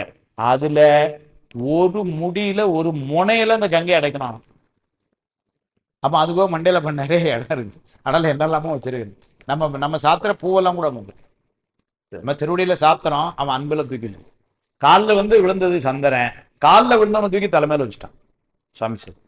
அதனால அந்த தலைக்கோலம் அதான் சொல்றாரு. அதனால பிறப்பருக்கும் பிஞகன் தன் பெய்கடல்கள் வெல்க. அவனுடைய திருவடிக்கு வணக்கம். கடல்கள் என்று சொன்னால் அது ஆகு பெயராய் திருவடி உணர்த்திட்டுன்னு இலக்கணம். கடல் என்பது ஆண்கள் அணிந்து கொள்ளுகின்ற ஒரு அணிகலன். பெண்களுக்கு சொல்லும் பொழுது சிலம்புங்கிறோம், அது இந்த காலத்துல கொலுசுன்னு சொல்லும். அது பெண்களுக்கு. ஆண்களுக்கு கடல்கள். அதனால அந்த கடல்களுக்கு வணக்கம்னா என்ன அர்த்தம்? கடல்களை அணிந்திருக்கிற திருவடிக்கு வணக்கம்னு அர்த்தம். அது ஆகு பெயர்னு இலக்கணத்துல. அதனால பிறப்பருக்கும் பிஞகந்தன் பெய்கடல்கள் வெல்க புறத்தாக்கு சேயோந்தன் பூங்கடல்கள் வெல்க. புறத்தார்க்கு சேயோன் அப்படின்னா, புறத்தார்னா அவனை வழிபடாதவர்கள் அல்லது அவனுடைய மேன்மையை உணராத புறச்சமயத்தார்கள். அவங்களுக்கு அவன் எப்படி இருக்கான்னாரு? ரொம்ப தள்ளி இருக்கான்னு. தள்ளி இருக்கிறான்னா மனசுல இருந்து ஓடி போயிட்டான்னு அர்த்தம் இல்ல, உள்ளதான் இருக்கிறான். இவங்க உணர முடியாமல், அதுதான் பொருள். சேயோன் அப்படின்னா அவன் இங்க இருந்து ரொம்ப சேமைக்கன்னு போயிட்டான்னு அர்த்தம் இல்ல. இவங்க உணரல, பக்கத்துலதான் அவன் கூட தான் இருக்கிறான். இவங்க உணராததுனால அவங்க ரொம்ப தள்ளி போயிட்டாங்க அவனை விட்டு. அப்படிதான் பொருள். அதனால இடைவெளி அதிகமா இருக்க மாதிரி இருக்குன்னு சுவாமி யாரையும் விட்டு போல. ஓராதார் உள்ளத்து ஒளிக்கும் ஒளியானேங்கிறார் பின்னாடி. ஓராதார்னா அவனை நினைக்காதவர்கள். அவங்க மனசுலயும் உள்ள இருக்கானா, அவங்க நினைக்கல, அதனால தெரியல, அவ்வளவுதான். அதனால சுவாமி புறத்தார்க்கும் எப்படி இருக்கான்னாரு? சேயோனாய் அப்படின்னு அவங்களுக்கும் கூட தான் இருக்கான். சேயோந்தன் பூங்கடல்கள் வெல்க கரங்குவிவார் உள்மகிழும் கோன்கடல்கள் வெல்க சிறங்குவிவார் ஓங்குவிக்கும் சீரோன் கடல் வெல்கன்னார். இது ரெண்டு ரொம்ப முக்கியமான வரி. இந்த கரங்குவிவார் உள்மகிழும் கோன்கடல்கள் வெல்க சிறங்குவிவார் ஓங்குவிக்கும் சீரோன் கடல் வெல்க. இந்த ரெண்டு வரி அடுத்த வாரம் தான் சொல்ல போறேன். ஆனா அதுல ஒரே ஒரு செய்தி அது மட்டும் சொல்றேன். ரொம்ப நாளைக்கு முன்னாடி, அதாவது ஒரு 1989, 88, 89 நினைக்கிறேன், தூத்துக்குடி சைவ சித்தாந்த சபையில, அங்க அது பெரிய சபை. இப்ப இன்னைக்கு கிட்டத்தட்ட 140 வருஷம் ஆச்சு இந்த சபை தொடங்கி. இன்னும் முறைய விழாக்கள் நடக்கும். அதனுடைய ஒரு ஆண்டு விழா. அந்த ஆண்டு விழா 3 நாளுக்கும் தலைமை முருப்பல ரத்னம் செட்டியார், மிகப்பெரிய சைவ சித்தாந்த வித்வான். அவர்கள் முதல் நாள் மட்டும் என்ன ஆச்சு, நம்முடைய குன்றக்குடி அடிகளார் இப்ப இருக்கவங்க முந்தினவங்க, அவங்களுடைய தலைமையில பேச்சு, ஐயா பேச்சு. மற்ற 2 நாளும் இவங்க தான் தலைமை. அப்படி இருந்தது. அதுல என்ன ஆச்சு, அன்னைக்கு ஏதோ ஒரு சூழ்நிலை குன்றக்குடி அடிகளார் வர முடியல. இப்ப செட்டியார் ஐயா பேசணும். செட்டியார் ஐயாவுக்கு தலைமைன்னு வேற யாரையும் கொண்டு போடுறது, ஏன்னா அவங்களே ரொம்ப பெரியவங்க. அப்புறம் ரொம்ப ஒரு மாதிரி யோசிச்சு அப்புறம் ரொம்ப விண்ணப்பம் செஞ்சு மதுரை பல்கலைக்கழகத்தினுடைய சைவ சித்தாந்த துறை தலைவர் டாக்டர் டிபி சித்தலிங்க ஐயா தலைமை தாங்க சொல்லிட்டாங்க. அப்பமே அவர் சொன்னாரு, செட்டியார் ஐயாவுக்கு நான் எப்படி தலைமை தாங்கிறது? அவர் பாருங்க அப்பதான் வந்திருக்கிறாரு. அவர் சொல்றாரு, செட்டியாரை தலைமைன்னு சொல்லுங்க, நான் வேணா பேசுறேன்.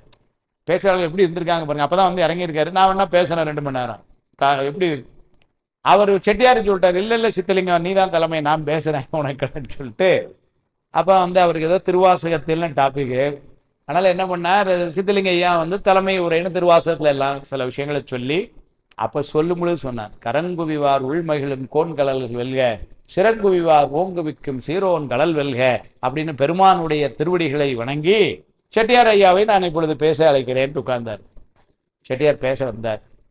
பேச ஆரம்பிக்க உடனே, ஏன்னா செட்டியார் ஐயா சித்தலிங்க ஐயாவோடலாம் வயசுல ரொம்ப பெரியவர். அதனால எடுத்த உடனே நம்ம தலைவர் சித்திலிங்கம், நான் திருவாசகத்துல ஏதோ கொஞ்சம் பேசணும்னு வந்தேன், ஆனா தலைமை எடுத்து சொல்லிச்சு, கரங்குய்வார் உள்மையிலும் கோன்கடல் வெல்க சிறங்குய்வார் ஓங்குவிக்கும் சீரோன் கடல் வெல்கன்னு எடுத்து கொடுத்தது. தலைமை சொன்னதை தான் பேசணும் அப்படின்னு இந்த 2 வரியை மட்டும் 2 மணி நேரம் பேசினார். அது சொல்லும்போது சொல்லிட்டார், நான் வேற பேசணும்னு வந்தேன், தலைமை அதை சொல்லிச்சு, அதனால நான் அதை பேசுறேன்னாரு. அதை கேட்கிற ஒரு வாய்ப்பு இருந்தது. அதையெல்லாம் விரிவா அடுத்த வாரத்துல. அதனால கரங்குவிவார் உள்மகிழும் கோன்கடல் வெல்க சிறங்குவிவார் ஓங்குவிக்கும் சீரோன் கடல் வெல்க என்பது அடுத்த வாரம் சொல்லி, இன்னைக்கு நமச்சிவாய வாழ்க, நாதன் தாழ் வாழ்க, இமைப்பொழுதும் என்னெஞ்சில் நீங்காதான் தாழ்வாழ்க, கோகலி ஆண்ட குருமணி தன் தாழ்வாழ்க, ஆகமம் ஆகி நின்று அன்னிப்பான் தாழ்வாழ்க, ஏகன் அநேகன் இறைவன் அடிவாழ்க, வேகம் கெடுத்தாண்ட வேந்தன் அடிவெல்க, பிறப்பருக்கும் பின்யகன் தன் பெய்கடல்கள் வெல்க, புறத்தார்க்கு சேயோந்தன் பூங்கடல்கள் வெல்க என்கிற இந்த 8 வரிகளை நாம் இன்றைக்கு சிந்தித்து இருக்கிறோம். இதற்கு துணையாயிருந்த திருவருளுக்கும் குருவருளுக்கும் ஏற்பாடு செய்த பெரியவர்கள், கலந்து சிறப்பித்த பெரியவர்கள் எல்லோருக்கும் என்னுடைய அன்பையும் நன்றியும் சொல்லி வாழ்த்து பாடி நிறைவு செய்வோம். திருச்சிற்றம்பலம். வான்முகில் வளாது பெய்க, மலிவளம் சுரக்க, மன்னன் கோன்முறை அரசு செய்க, குறைவிலாது உயிர்கள் வாழ்க, நான்மறை அறங்கள் ஓங்க, நத்தவம் வேள்வி மல்க, மேன்மைகுள் சைவ நீதி விளங்குக உலகமெல்லாம், மேன்மைகுள் சைவ நீதி விளங்குக உலகமெல்லாம், மேன்மைகுள் சைவ நீதி விளங்குக உலகமெல்லாம். தென்னாடுடைய சிவனே போற்றி, அண்ணாமலையம் அண்ணா போற்றி, காவாய் கனகத்திரளே போற்றி. திருச்சிற்றம்பலம்.